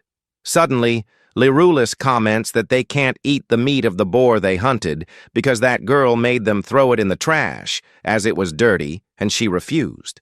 Upon hearing that, everyone gets irritated and yells at her, asking with what authority she wastes their food. Shen Sim quickly goes to defend her and yells to everyone that she is not used to this type of dish, and is that, throughout her life, she ate delicacies. Her companions also defend her. Liru mentions that, since they wasted everyone's food, the fair thing is that they have their ration reduced for a while. John, seeing that all of this happened because of his fault, Liz apologizes and mentions that she didn't want anyone to get hurt. Juna, who heard her, curiously asks what she is referring to. John asks Shen to bring her. A few minutes later, we see that they bring a box filled with boar meat. John, upon seeing her with teary eyes, mentions that the real reason she wanted to throw the meat away is that this meat is infected with the zombie virus. Everyone, upon hearing that, is in shock. She tells them that, as they can see, the meat is black in color and has a strange smell. That reminds her of the zombies, and since she didn't want anyone to get infected, she asked the boys to wait and then burn everything. Upon seeing her, they begin to agree with her, and it's because the color was unusual. Besides that, the aroma resembled zombie rot. They mention that maybe it was due to improper storage. The old man who was there comments that he waited, as the previous chef said. John mentions that he doesn't think it's because of that, and that maybe it's a mutated creature. The terrified people believe her and thank her from the bottom of their hearts for having saved them. She says it was nothing. Suddenly, Shen comments to his sister that she owes everyone an apology. She, irritated, yells if he thinks she wanted to infect everyone. He mentions that he understands she wants to be admired by everyone, but she can't risk everyone's lives without confirming if the meat was edible. The waifus, upon hearing how he treats his sister, get irritated with him. On the other hand, Jonah, very serious, mentions that she doesn't believe he really thinks she is like that. He, upon hearing her, falls into deep silence. John, who saw her reaction, comments that his sister works very hard gathering supplies and a slip-up like that was inevitable. Still, Lu yells for her to shut up because the boss confirmed the meat several times. But despite what was said, people start to believe John's words. On the other hand, we see Tito Leon smelling the meat. Everyone, upon noticing this, yells for him to get away from it. He doesn't pay attention to them and, like a true rebel, takes a bite. The people, upon realizing this, are in shock. Tito Leon, upon seeing that it was delicious, tells Shrew to take the meat to the kitchen. We see how he begins to prepare a delicious dish. A few minutes later, upon finishing, he shows it to everyone and asks them to try a bite. The little rats, upon realizing that, get irritated and yell if he's gone crazy or what, and that no one is going to eat infected meat. The people agree because they don't want to turn into zombies. I tells them not to worry and mentions that the meat of mutated creatures can be consumed as long as the infected parts are removed, and assures that it is a delicacy. Besides that, this meat is from a normal boar. John mentions that he understands that he wants to protect Juna, but playing with other people's lives is wrong. The little rats scream that she is right. Lanhays asks them to calm down and comments that this is a way to preserve meat. Curious, he asks if the previous chef was from the south. They say yes. Curious, they ask why. Tito Leones comments that preserving food there is difficult because the air is humid. That's why the locals preserve meat by spreading a lot of salt, soy sauce, and sugar on it. Once that's done, they place it in a cool spot to dry. Because of that, the meat turns black and shrinks, being able to last several months, although it produces a very strong smell. But when heated, it has a wonderful aroma. And with that said, without further ado, Tito Lee activates his MasterChef mode. A few minutes later, we see that he prepared a delicious dish. Everyone, upon seeing it, stares. And that's because it looked way too appetizing, and all of them had an uncontrollable urge to taste it. Shen, who noticed that, yells that if they do it, they will turn into zombies. On the other hand, John, with teary eyes, begs everyone to please not do it. Leon, already tired of hearing that chick's lies, we see that he forces her to take a bite of the boar meat. Everyone, upon realizing this, perplexed, wondered if she really was going to transform. On the other hand, we see that the chick was about to vomit. Leon, noticing that, of course wouldn't allow it. He asks Sweet Shrew to make her swallow it. We see how she covers the little rat's mouth, making her eat. The chick, upon realizing the texture and taste of the meat, is amazed and feels as if she were riding the boar itself, and it was so delicious that she even fell to the ground. On the other hand, Shen and his companions, seeing that she was acting strange, ask if she's okay. She was aware that if she said yes and admitted that it was delicious, everyone would turn against her for having lied. But there's no point in staying silent, because everyone ends up assuming that it was good, not only because she didn't transform, but also because she enjoyed it, as she didn't leave anything on the plate. Ashamed of their earlier behavior toward Yuna, they apologize.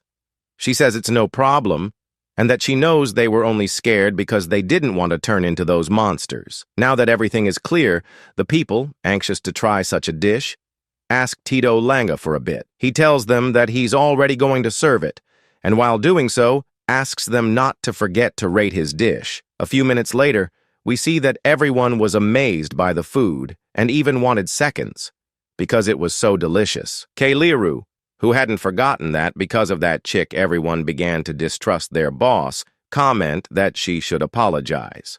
Everyone agrees. Even Shen was aware that there was no way out of this one. On the other hand, we see that John notices that everyone was against her, and as she couldn't stand such pressure, she begins to cry and, terrified, runs away. From there, Shen, who noticed that, gets furious with Tito Leon.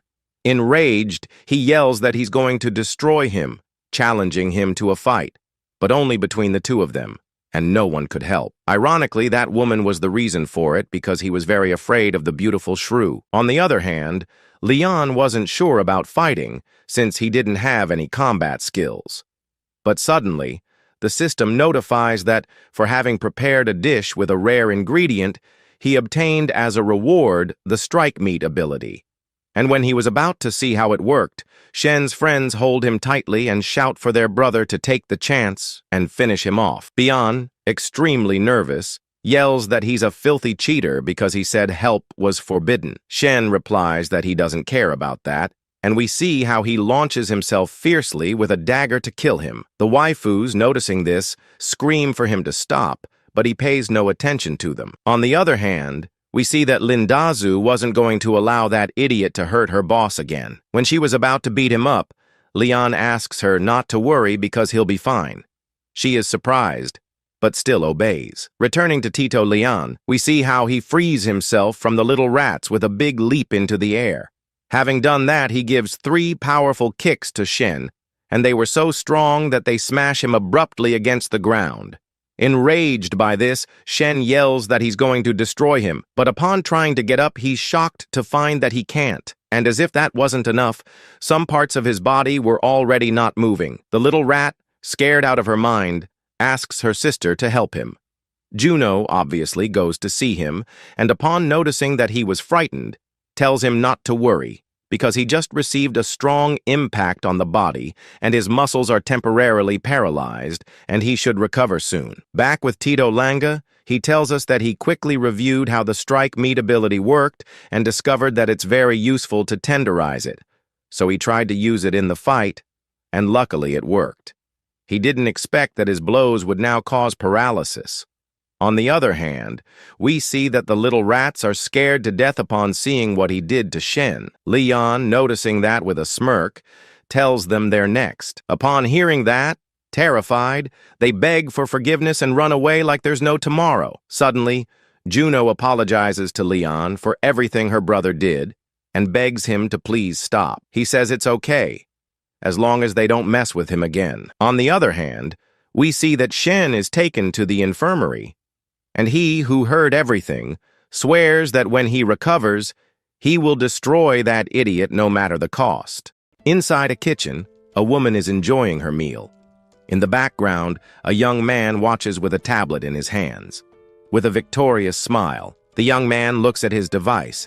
Multiple good rating notifications appear on the screen. A green progress bar fills almost 1/3 of its total. Completely euphoric, the young man sees that he has obtained 30 good ratings. Thus, he thinks that he will complete the mission quickly.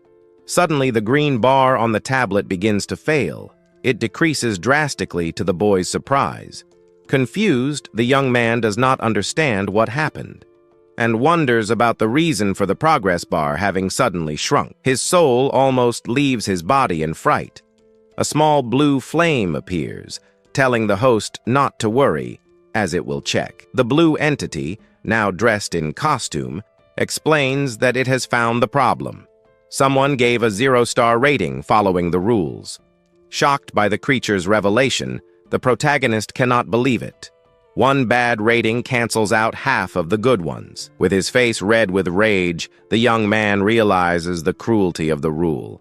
Malicious reviews could prevent him from finishing. Desperate, he puts his hands on his head, not knowing what to do. He wonders who could have done something so low. In the distance, we see an apartment window at night.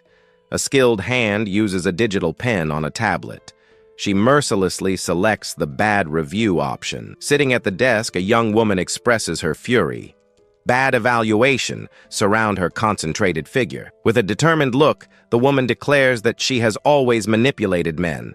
No one has ever deceived her before. As she writes, she recalls a certain taste. This memory still sends a shiver through her body. Furious, the young woman slams the table hard. She finds the whole situation absolutely detestable and unacceptable. Her pen slips and falls to the wooden floor. A submissive voice calls out for her mistress nearby. 2 men appear crawling towards the girl in the chair. Both call her respectfully mistress. Completely subservient, the young men express their desire for their mistress. They insistently ask for her affection. Surprised by the sounds, the woman turns quickly. Her eyes show a mixture of alertness and curiosity. With a sly smile, the female figure explains her preferences. She only likes obedient puppies to give them affection. Her eyes shine with an intense red and purple light. A hypnotic power seems to emanate from her penetrating gaze. Instantly, The two men are enveloped by a purple energy. Their minds seem to be dominated by the woman. Now completely controlled, the boys act like loyal dogs, their tongues hanging out, awaiting orders from their master. A soft noise escapes the girl's lips. She seems satisfied with the result of her demonstration of power. Disdainfully, she takes off her footwear, leaving the elegant boot aside. Soon, she places her feet on the boys, who are submissive. Sitting imposingly, the woman reflects on the men.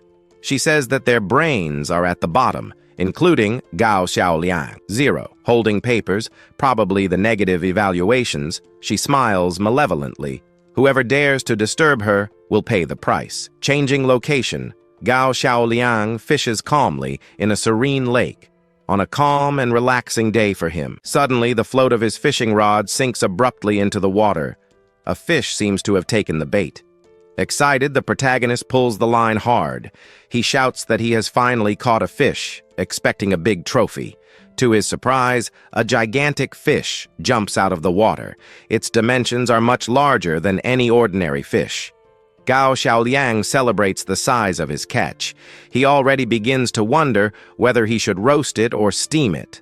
Up close, the enormous fish reveals sharp teeth and a menacing look. It does not look like a friendly creature. Terrified, the boy realizes the terrible truth. What is on his line is, in fact, a dangerous mutant fish. Without warning, the aquatic creature quickly advances towards the fisherman. Its predatory instincts have been activated.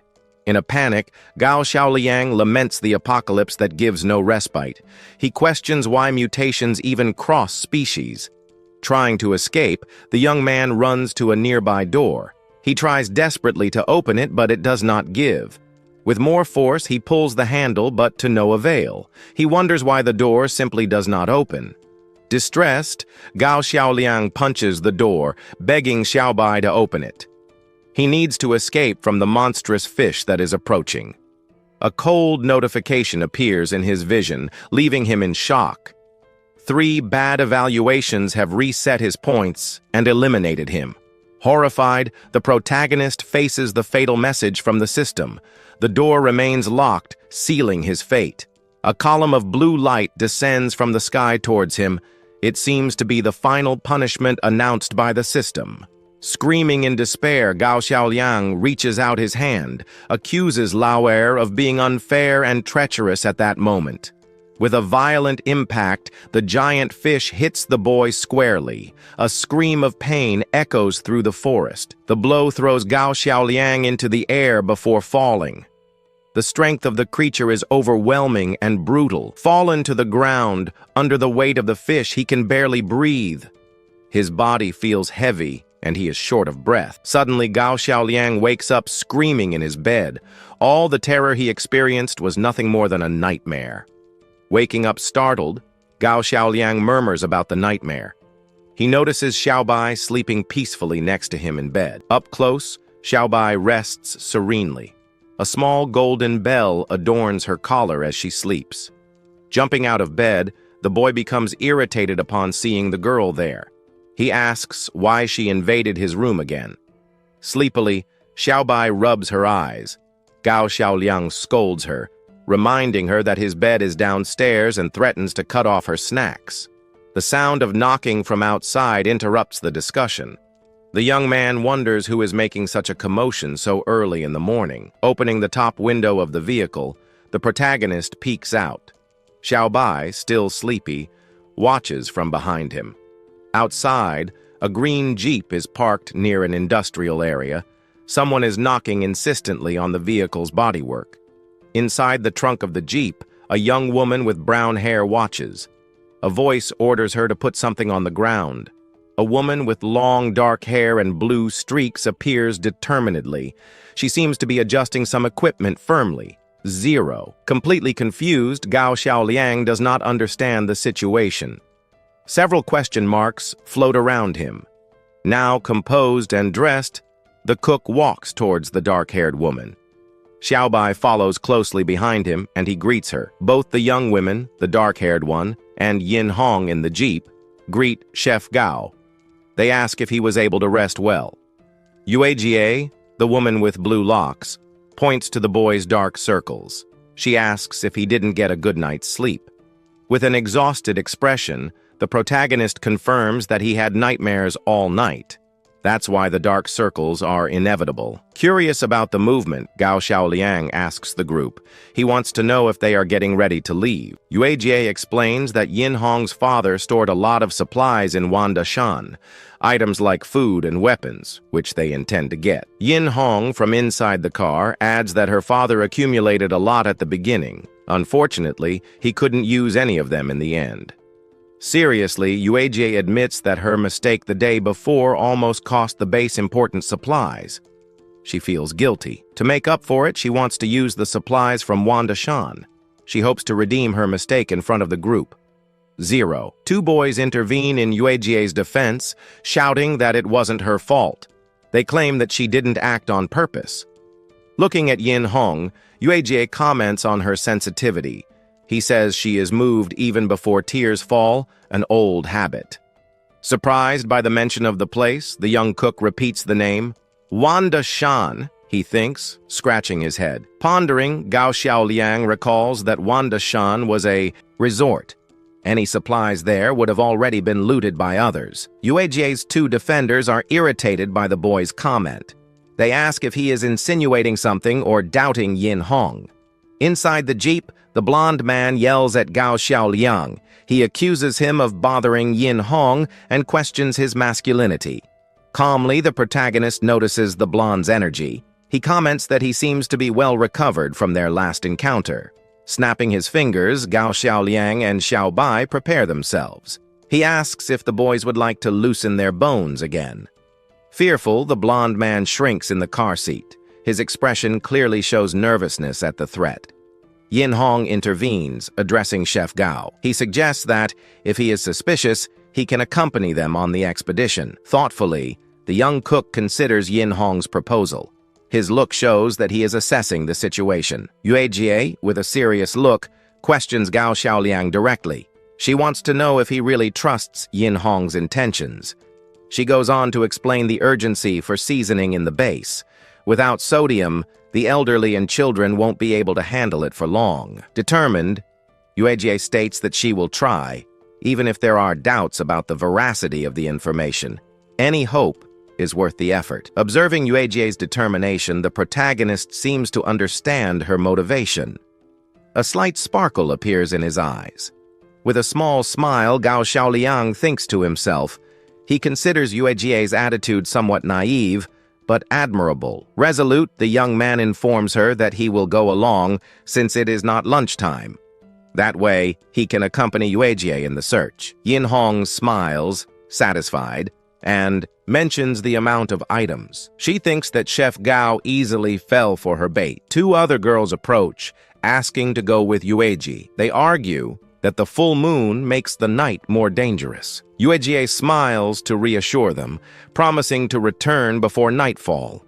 She asks them to lock the gates tightly and not let anyone in. 0. Worried, the two girls hesitate, starting to say, "But," their faces show apprehension for the leader.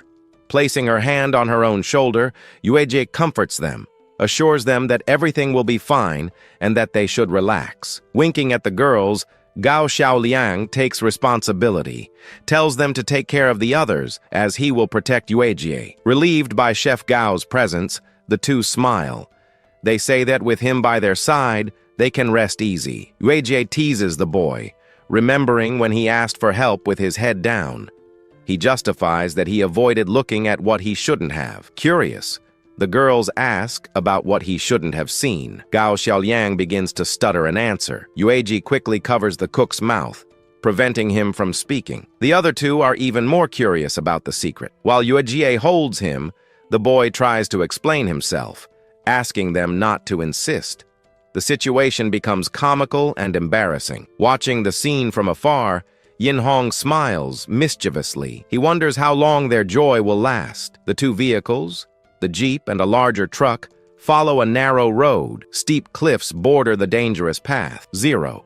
Staggering creatures appear crawling on the side of the road. The threat of the undead is present along the way. Sitting in the truck, Gao Xiaoliang reflects. He thinks that the undead act in cycles, becoming more agitated during the full moon. Today, being the 15th, a horde of walkers gathers near the river. The number of creatures has actually increased. Curiously, Xiaobai seems immune to the lunar agitation of the zombies. The girl points to something, emitting a peculiar sound. Suddenly, the cook shows surprise. His eyes widen, indicating an unexpected event on the road ahead. Suddenly, an unidentified object appears on the road. It seems to be a piece of rock or some falling debris. With a loud screech, the truck's tire skids. The driver brakes abruptly to avoid the imminent collision. Inside the Jeep, Yueji questions the sudden stop. She wonders what could have happened for them to brake so suddenly. Stopped, they observe the road ahead. A landslide completely blocks the passage of the vehicles. Outside the truck, Gao Xiaoliang assesses the damage. The rain has destroyed the road, forcing them to stop and continue on foot. Yin Hong points to the path, calculating the distance. Fortunately, their destination is only a half-hour walk away. Yuejie takes command, instructing the group. He orders them to take up their weapons and keep quiet so as not to attract the wanderers. A dense forest stretches out before them. The blue sky contrasts with the green tops of the tall trees. Leading the group, Yuejie advances through the woods. Gao Xiaoliang and Xiaobai follow close behind, alert to the hostile environment. Further behind, the blonde man accompanies Yin Hong. Both walk with serious expressions along the forest trail. Two other members of the group also follow through the woods. Their faces show caution for the dangers of the region. Buzzing through the air, a solitary bee appears. Its erratic flight draws attention amidst the silence of the forest. Unexpectedly, the insect lands on Yin Hong's face. The girl seems not to notice the small creature on her cheek. In an instant, Yin Hong lets out a sharp scream. Her eyes widen in terror at the presence of the bee. Yueji turns around, scolding the noise. She warns that the screams could attract the undead to their location. Desperate, the girl continues screaming about the insect. She claims that a bee stung her, causing a great commotion. Yueji quickly acts to silence the commotion. She slaps, trying to hit the small flying insect. With the impact, the bee falls to the ground, stunned. The small insect seems to have been neutralized by the quick action. Yueji stares at Gao Xiaoliang, minimizing the incident. She questions the reason for so much fear because of a simple bee. The three boys in the group watch the scene, open-mouthed. Their expressions show a mixture of surprise and fear. Defending Yin Hong, the blonde man supports her. He apologizes, saying that she was just scared, like many girls. Yuejie responds, also claiming that she is a woman and is not afraid. A boy comments that she is stronger than a man. Revealing Yuejie's past, the blonde tells stories. He describes how she was mistaken for a boy when she was a child. Embarrassed by the memories exposed, Yuejie blushes. The tough warrior shows a more sensitive and shy side. Gao Xiaoliang takes out a spray bottle, spraying it at them. The blonde boy reacts scared, asking what it is. Showing the bottle, he explains that it is repellent. Due to the season, there are many mosquitoes. That's why he brought it. With a mischievous smile, he sprays it at the others. He jokes that the spray also cures bad breath, and they complain about the smell. Watching the joke, Yuejie can't contain her laughter. The scene of the boys running away from the spray amuses her greatly. After the distraction, Gao Xiaoliang looks around, intrigued. He notices that something, or someone, seems to be missing from the group. With his head spinning in confusion, the young man searches. He wonders about the whereabouts of Xiaobai, who has disappeared. A rustling coming from the nearby bushes catches his attention. Something moves among the leaves, making a suspicious sound. Leaping out of the bushes, Xiaobai triumphantly reappears. She carries with her a huge beehive, surprising everyone. The hive is prominently displayed, large and full of combs. Golden honey drips, indicating a bountiful bounty. Yuejie gapes at the unexpected sight. She tries to process what Xiaobai has just said. Bring from the forest. Shocked, The blonde man and Yin Hong watch the scene. Their expressions are of pure astonishment at the girl's audacity. The other two boys shout, identifying the object. They exclaim that it is a beehive, fearing the bees. With a radiant smile, Xiaobai embraces the hive. She seems very pleased with her recent and sweet acquisition. Details of the hive show its complex structure. The hexagonal combs are filled with shiny and appetizing honey. Her eyes shine brightly with anticipation. The desire for the honey is evident in her hungry and happy expression. A trickle of saliva runs from her open mouth. The sight and smell of the honey provoke a greedy reaction in the girl. The boys watch, confused by her intention. They wonder what Xiaobai intends to do with the hive. The blonde man and Yin Hong speculate in disbelief. They fear that the girl is thinking of devouring the entire hive. Without hesitation, Xiaobai opens her mouth and prepares herself. She is about to take a huge bite straight out of the hive. Terrified, the two companions scream desperately. They ask for someone to stop Xiaobai before it is too late. Gao Xiaoliang intervenes, shouting at the girl to stop. He tries to stop her from eating the hive and attracting bees. Ignoring the warnings, the young girl bites into the structure with relish. She delights in the honey, oblivious to the danger or the mess. Screams echo through the dense forest. The high-pitched sound scares the birds, signaling a new panic in the group. Finally, the group reaches the imposing mountain. At its base, a dark tunnel entrance awaits them. In front of the tunnel, Yin Hong asks if this is the place. Yuejie confirms with a serious look, that is indeed the place. Yin Hong explains that the tunnel collapsed halfway. Her father used to say that dangerous places are safer for hiding places. With her hand on her cheek, the girl complains of pain. The bee sting still causes her considerable discomfort. Two young men with welts on their faces blame Xiaobai. One of them would like to confront her if he had the courage. Yuejie, determined, orders them to enter. Her determined expression leaves no room for hesitation at the moment. Gao Xiaoliang intervenes, asking them to wait. The leader of the group turns around, questioning the sudden interruption. The blonde man, irritated, asks what Gao Xiaoliang wants, points to the cook, demanding an explanation. It's very dark inside, the protagonist explains. Going in blindly would be too risky without preparation. Suddenly, Gao Xiaoliang throws something. A luminous object flies into the darkness of the tunnel. A light stick lands on the floor of the tunnel. Its spark briefly illuminates the entrance to the underground passage. Metallic noises echo from the dark interior.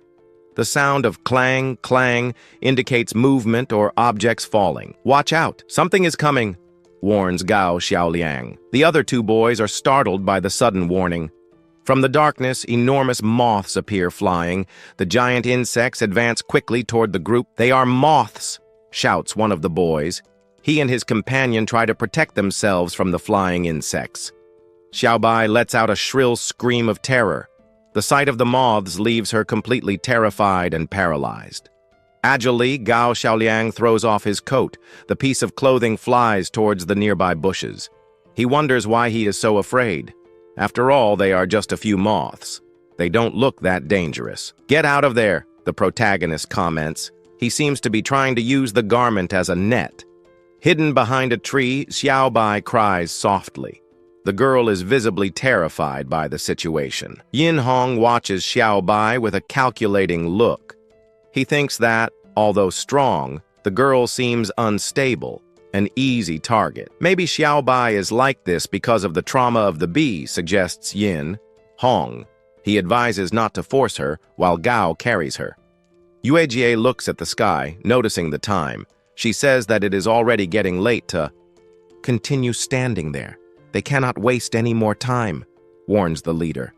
At night, the undead will become even more dangerous. Xiaobai continues to grumble, clinging to Gao Xiaoliang. Fear still dominates the silver-haired girl. Okay, don't run away, Gao Xiaoliang tells the girl. He instructs her to wait for them right there. The boy carefully places her near some bushes. Xiaobai seems reluctant to be alone in the place. Huddled among the plants, the girl trembles. The sound of her soft crying can still be heard nearby. Her teary eyes show pure terror. Xiaobai hugs her knees, seeking some comfort in the isolation. Carrying a flashlight, Gao Xiaoliang enters the tunnel. The darkness of the passage is dense and intimidating. A beam of light cuts through the gloom of the place. The tunnel reveals itself to be long and with arched structures on the ceiling. Gao Xiaoliang and Yuejie lead the way. Exploration. The blonde and Yin Hong follow them, apprehensive about the environment. The protagonist comments in surprise about the depth. He had no idea the tunnel would be so long. Yuejie asks how long it will take until they get there. Impatience begins to appear in the fighter's voice. "It's not far.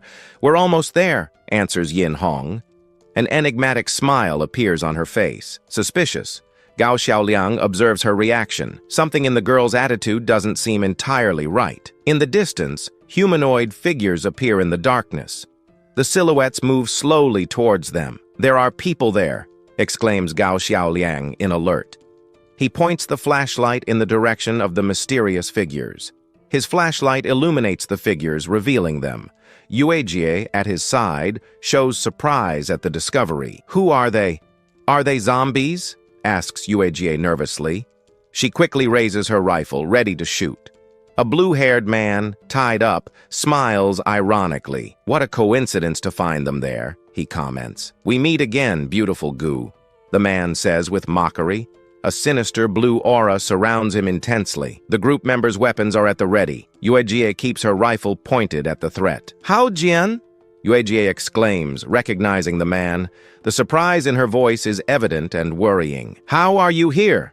asks the group leader. Her defensive posture does not diminish in the face of the acquaintance. From behind, one of the boys advances stealthily. He raises his rifle, aiming at Yuejie's back. A direct blow hits the warrior's head. She screams in pain at the sudden and unexpected impact. Yuejie falls to the ground, dropping her weapon. The assailant's foot is visible next to the unconscious combatant. Cheng Nan and Cheng Bei immobilize the fallen leader. Gao Xiaoliang shouts their names, questioning their actions. Screaming, Gao Xiaoliang orders no one to move. He is completely shocked by the betrayal of his people. Fallen, Yuejie regrets her distraction. A surprise attack has left her completely vulnerable to the enemies. Yin Hong, holding the hostage, warns the protagonist not to move. Yuejie is just an ordinary person. Surprised, the leader recognizes Gu Cheng. Her look shows her disbelief at the current situation. "That woman again," thinks Gao Xiaoliang. Yin Hong's presence there only complicates everything even more. "It is better to let her go," threatens the boy, "or else." Suddenly, the ground beneath his feet gives way completely. Then, the cook finds himself trapped. A metal cage rises from the ground, imprisoning him there. "Or else what?" asks the blonde with a smile. The traitor seems to be enjoying the misfortune of others. Mockingly, the boy reveals that the cage is filled with explosives. If the shots don't get him, the bomb will. An explosive device is attached to the fence. The danger for Gao Xiaoliang is imminent and frightening. Hao Jian remembers that the young man ran him over. He didn't expect him to fall into his hands so quickly. "Good job," praises the blue-haired man. He seems pleased with his chosen partner. "All thanks to Yin Hong's good idea," says Cheng Nan. The girl smiles, proud of her plan. Trapped, Gao Xiaoliang laments the limitations of his system. Not being able to charge it is a serious problem. Without hesitation, the blonde presses the detonator. A loud explosion echoes through the dark tunnel. In his imagination, the protagonist sees himself triumphant. A chibi version of him poses confidently. In a delirium, he repeatedly strikes the traitor. The rage of the moment fuels this comical scene. "Damn you!" shouts Gao Xiaoliang furiously. The frustration of being trapped is enormous for the cook. Yuejie questions Cheng Nan's sanity. He replies that he is not crazy, just tired of her. "What did you say?" asks the incredulous fighter. The words of her former companion shock her. In a memory, young Yuejie fought in the orphanage. To avoid being bullied, she faced other boys. Even when sharing food, he was looked down upon. While she was called sister, he was a coward. Cheng Nan recalls his past with bitterness. The feeling of inferiority consumed him for years. He screams his hatred for the former leader. Because of her, he always lived in her shadow, without standing out. Tears stream down Yuejie's face. Gu Cheng's betrayal hurts her deeply in the heart. Without parents, she considered him family. Protecting him was her only goal. She never imagined so much resentment. How ungrateful, thinks Gao Xiaoliang in the cage. He depended on her to live, and now he complains.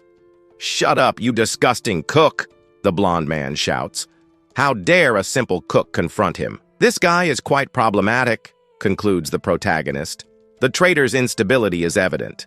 "He preferred to look for others instead of waiting for me," accuses Changnan. Yinhong smiles mischievously. "You don't deserve to be my sister," the boy says. He points the gun at Yuejie, determined. "It's her loss for not seeing her worth," says Hao Jian. He, however, recognizes the blonde's potential. As soon as they return, he will take over the plant. He will become the real boss of the place, plans the blue-haired man. With their union, they will create the strongest base. Changnan thanks his new ally for the opportunity. "What, will he take them to the plant?" asks Yuejie. The concern is immediately evident in her voice. "Hao Jian is dangerous," warns the fallen leader. "Taking them there will mean ruin for everyone." "Shut up!" shouts the blue-haired man. He slaps his old rival in the face. "How about being betrayed by your little brother is not good?" mocks Hao Jian. His smile is cruel and victorious. "Women should behave as such," says the villain. "Trying to surpass men is overestimating yourself." Yin Hong observes the scene with a cold gaze. Her eyes show interest in what is unfolding. However, the warrior still maintains her firm posture. Determination does not abandon her easily. "Making a strong woman beg would be great," says Hao Jian. Sadistic pleasure shines in her eyes. "Wait a minute," Yin Hong suddenly intervenes. She seems to have a new idea for the situation. Since she is Cheng's sister, she will give it a chance. A proposal emerges from the lips of the treacherous blonde. She knows of a safe in the plant, a secret that Yuejie has always kept very carefully. If she hands over the safe, Jian will spare her. Not even the others in the plant would be harmed. "A safe," repeats Yuejie thoughtfully. Yin Hong's proposal takes her by surprise at that moment. At the plant, they found an old safe, dangerous, with an explosive trap she had thrown away. So that was her goal, the fighter realizes. Yin Hong's motivation becomes clear. "Do you think I will still believe you?" questions Yuejie. The distrust is total in the warrior. Impatient, Yin Hong shows her displeasure with the former leader's delay. Changnan shouts that they don't need her. Everything in the plant will soon be theirs. Yuejie, in turn, mocks the traitor's naivety. Even though she is injured, the former commander decides to offer Yin Hong some advice, despite the betrayal she suffered. Yuejie warns that, in this chaotic world, depending on men like a parasite will only bring a tragic end. Defiant, she questions the trust in someone like Changnan, capable of betraying even his own family. Immediately, the blonde boy reaffirms his total loyalty to his partner. He accuses the former leader of trying to sow discord. The warrior observes the pair's reaction attentively, maintaining her firm and determined gaze. With disdain, the fair-haired woman denies being a parasite. Her expression is one of pure superiority. For Yin Hong, men are just disposable tools. She considers her former partner the true pathetic figure. The blonde describes Yuejie as someone who is too soft-hearted. Despite her strong appearance, she is easily exploited. Provocative, the traitor turns to the prisoner. He insinuates about her feelings for Gao Xiaoliang. Struck by the unexpected question, the fighter's face acquires a slight blush of surprise. With a mocking smile, Yin Hong boasts of his influence. He says he could have the cook whenever he wanted. Changnan's ally declares maliciously that everything Yuejie values most will, in the end, belong to her. Outraged by the other's words, the warrior shouts that she does not believe that. Not everyone is driven by pure self-interest. The golden-haired woman then proposes a risky bet. If Yuejie loses, the safe will be hers. Confused by the new proposal, the blonde traitor asks about his partner's plans for the situation. Ignoring Changnan, the girl approaches the cage. The protagonist observes her movements curiously. Using a seductive voice, she compliments the boy's cooking.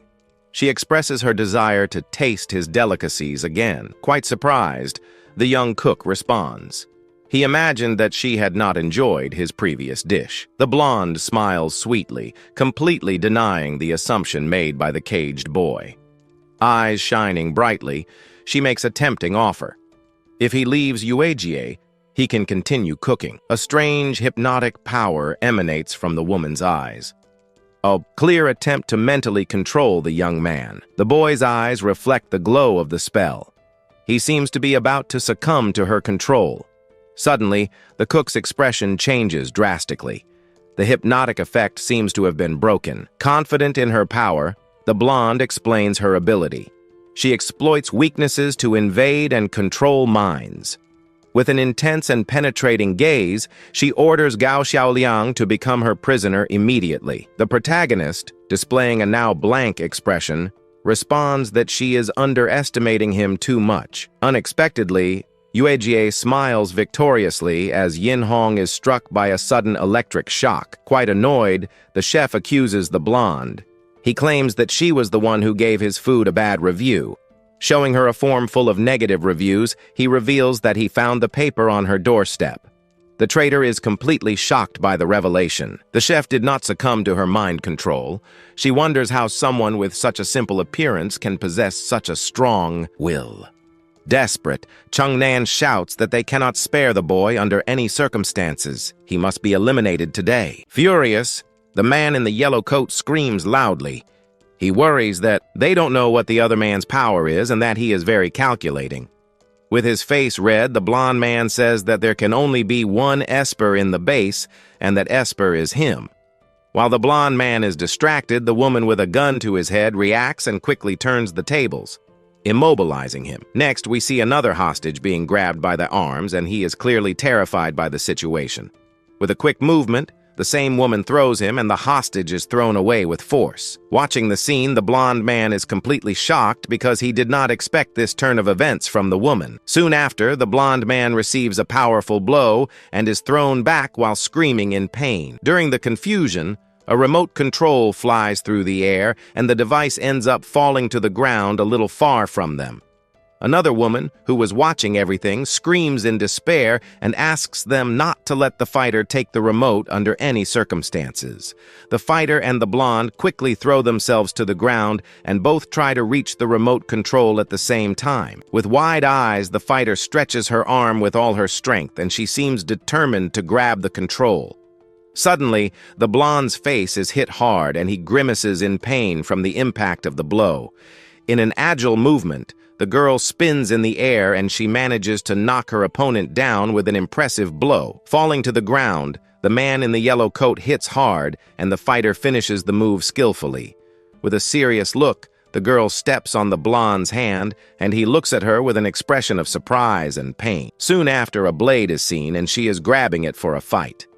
Holding the control, the fighter threatens the blonde, and he tells everyone to drop their weapons, or he will get hurt. Behind the bars, a black-haired boy smiles, and he praises the girl's performance, saying that it was very well done. With a confident smile, the same boy seems to think that blood pressure does not affect him, and that they will win. Frightened, the blonde begs the girl not to do anything, and he says that she can't hurt him because he is her brother. Angry, the fighter shouts that he is a white-eyed wolf, and that from today on, she is no longer his sister. Desperate, the blonde asks for help from Jian Ge and Hong Hong, who are watching the situation from afar. Frowning, the long-haired girl calls him useless and says that he can't do anything right. With a mocking smile, the blue-haired man asks if she thinks she can threaten him, and he says that she can hurt her brother if she wants to. Completely shocked, the blonde looks at Hao Jian, and he can't believe what he just heard. Turning around, the woman with the ponytail calls the blue-haired man despicable, and she looks furious. Immediately, a trail of web cuts through the air, passing by the fighter's quick and precise movement. Meanwhile, a tied and gagged girl appears, and she is holding a gun with a fearful expression. Suddenly, the tied-up girl is hit by something, and she screams as she is dragged away.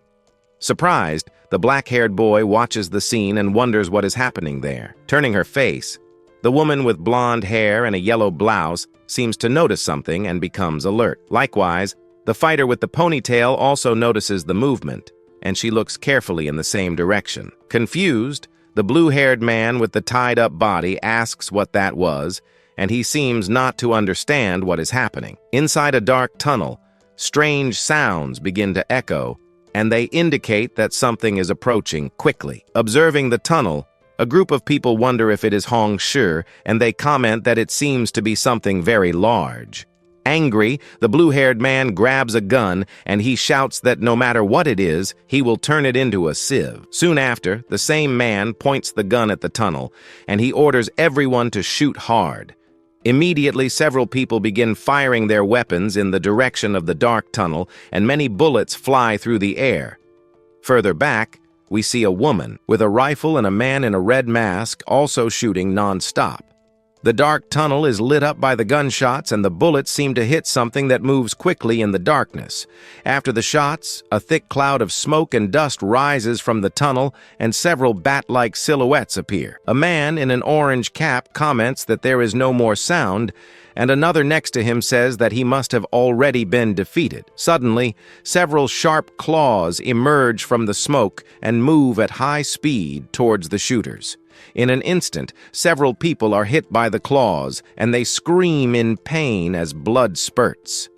Amidst the chaos, a giant creature with glowing red eyes appears, and it stares at the survivors with fury. Slowly, the smoke dissipates and reveals a monstrous spider with huge claws and a frightening aura. Two masked women look at the creature, and one of them says that it is a mutant spider.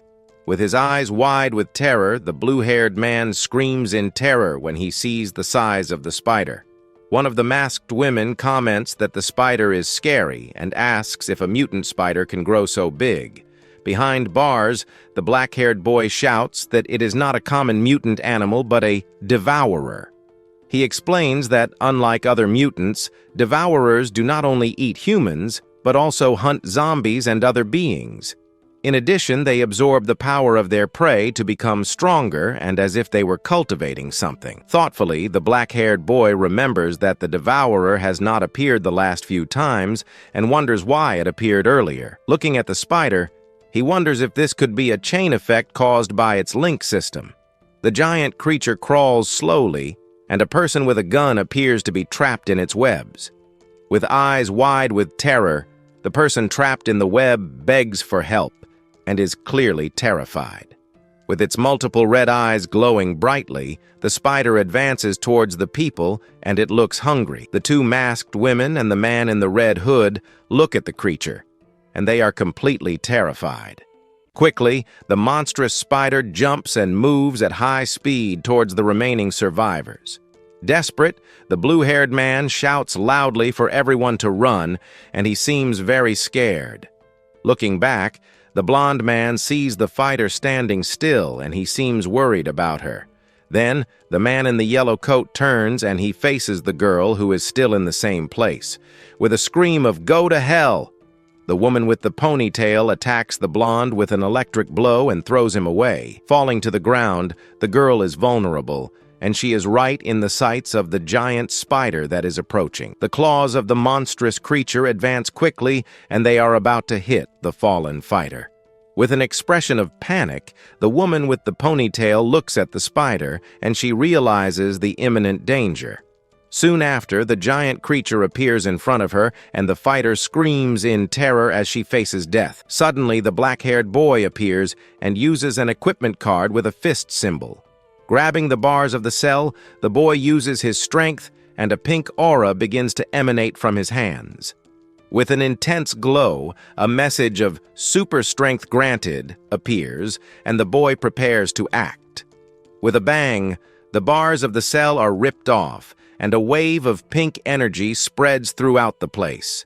Quickly, the black-haired boy grabs the fighter and drags her away from the spider's claws. Next to the girl, the hero faces the giant creature while the other survivors desperately run to escape. Suddenly, The monstrous spider launches several sharp webs, and they fly at high speed towards the people. One of the masked women is hit by the web, and she is trapped and immobilized by the sticky goo.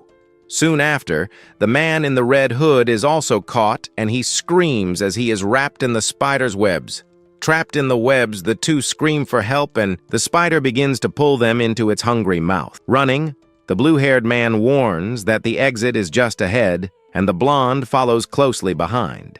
In the distance, a bright light shines, and it indicates the exit of the dark and dangerous tunnel where they are. Suddenly, a web is thrown in the direction of the blue-haired man, and he looks back, terrified by the attack. At the last second, a huge web blocks the exit of the tunnel, and the blue-haired man curses in rage. With his eyes wide open, the same man screams in terror when he sees the exit completely blocked by the spider's web. The blonde and the blue-haired man turn, and they face the wall of web that prevents their escape. Right behind, the giant spider approaches quickly, and it seems determined not to let anyone escape. Desperate, the blonde asks what they are going to do, and the blue-haired man says there is no way out. Suddenly, the blonde-haired girl points to a manhole, and she says she can take them out, but someone needs to distract the spider. One of the hostages says that distracting the spider would be suicide, and another asks who would do such a crazy thing. With a serious expression, the blonde-haired woman looks at the hostages, and she seems to be thinking of a plan. With a fake smile, one of the hostages says that Hong Hong was good to them, and that she would not send them to their deaths. With a slight smile, the blonde-haired woman answers, "Of course," and she seems to have made an important decision. With a superior look, she reminds them that they said they were willing to sacrifice their lives for her. Suddenly, the woman's eye shines with an intense and hypnotic pink light that spreads. The two boys are surrounded by a pink aura, and their eyes also begin to shine intensely. Completely dominated, they state that for Hong Kong, they would do absolutely anything she asked. Then the two men begin to walk slowly towards the monstrous creature that is approaching. Bravely, they stand before the giant and bloody predator without showing any fear. In an act of apparent sacrifice, the two raise their arms as if they were offering themselves to the creature. The monstrous creature, with its blood-stained fangs, stares at the two men, ready to attack. Without hesitation, the predator launches its sticky webs toward the two boys who are waiting for the attack. The monster then quickly advances to devour its new victims, who have been hypnotized by the woman. The monster finishes its meal, and a large pool of red liquid remains on the ground. Next to the manhole, the blue-haired man shouts excitedly that he has managed to open the passage. The blonde man urges the others to get out of there quickly, because the predator is approaching in the darkness. However, the blonde boy notices something unusual on the ground and looks in surprise at some packages. He identifies the objects as explosives that were left behind during the construction of the tunnel. With a cold look, he warns Gu Yue not to blame him for the injustice he is about to commit. The traitor points his gun at the artifacts and says that the two troublemakers will die there with the monster. With a well-aimed shot, he lights the fuse of the explosives, which immediately starts to give off sparks. The giant predator seems to notice the imminent danger and looks in surprise at the object on the ground. Without hesitation, the blonde man jumps into the manhole while the creature watches everything closely. The man runs through the darkness of the tunnel while the giant predator watches his escape closely. On the ground, the explosives with the lit fuse release sparks and are about to detonate. Suddenly, a huge explosion occurs, and a fireball forms at the site. The detonation continues, and the flames spread quickly throughout the dark tunnel. Outside, a girl with white hair and cat ears watches the smoke and fire. Frightened by the noise of the explosion, the girl takes cover behind some nearby bushes. She looks up with an expression of surprise and astonishment at the scene she witnessed.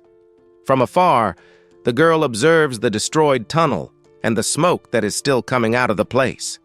Fire and dense smoke. They continue to leave the entrance of the tunnel that was partially destroyed. Then, from the smoke, we see the girl running after the explosion happened, and we see that she was scared by the apparition. The girl with cat ears screams. scared while some golden objects fly around them. Up close, we see her with an expression of discontent and looking irritated by something. A memory appears and we see the protagonist running with a shiny pot while another person falls. In another memory, the boy is on the ground reaching for a luminous object while a girl screams. The girl with white hair closes her eyes with a serious expression and seems very determined. Her eyes open and now glow bright red as she focuses firmly on something. Suddenly, the girl starts to run desperately and screams as she quickly flees the place. Inside the tunnel, everything is on fire and destroyed after the huge explosion that happened there. The protagonist appears with a bruised face and one of his eyes slightly open, looking confused. He holds his head and wonders what happened, and if that was really an explosion. With his eyes shining, he wonders why his body cannot move at all. Suddenly, the young man finds himself trapped in a huge spider web with fire burning just below. Looking at his web-covered hand, he complains that it is too sticky and disgusting. With a confident smile, the young man states that a simple spider web will not be able to stop him. Quickly, some sharp blades emerge from his wrists, ready to cut anything. Like a cicada shedding its skin, he frees himself from his clothes trapped in the web and escapes. Now free, the protagonist kneels near the fire that burns intensely on the floor. Looking up, he notices that there are many spider webs spread all over the ceiling. The young man then notices a giant cocoon and thinks that it must be Hao Jian's subordinate who was captured. In detail, we see the figure completely wrapped in thick webs and looking like a mummy. Thoughtfully, he concludes that the creature used those people as a food reserve, and that the webs lessened the power of the explosion. The young man then finds Gu Yue unconscious on the floor and shouts her name, worried for her. He quickly runs to the girl and asks if she is okay and how she feels at the moment. He holds her and shouts for her to wake up and come out of that unconscious state. Suddenly, a strange smoke appears, and the fire that was burning in the place begins to go out. With difficulty breathing, the protagonist realizes that the air is getting thinner in there. Worried, he thinks that if they continue like this, they will soon run out of oxygen and need to get out quickly. The young man then picks up his sword from the ground and prepares to make his way and escape from the tunnel. With a powerful blow, he cuts the spider webs that were blocking the way out. The sharp sword easily cuts through the webs, and a bright light appears on the other side of the barrier. Surprisingly, the boy realizes that the webs are very resistant, and he cannot cut them at all. Looking to the side, the young man notices a strange spike trap on the ground nearby. Suddenly, a smile appears on his face, and he exclaims excitedly that he has a brilliant idea. Thanks for watching.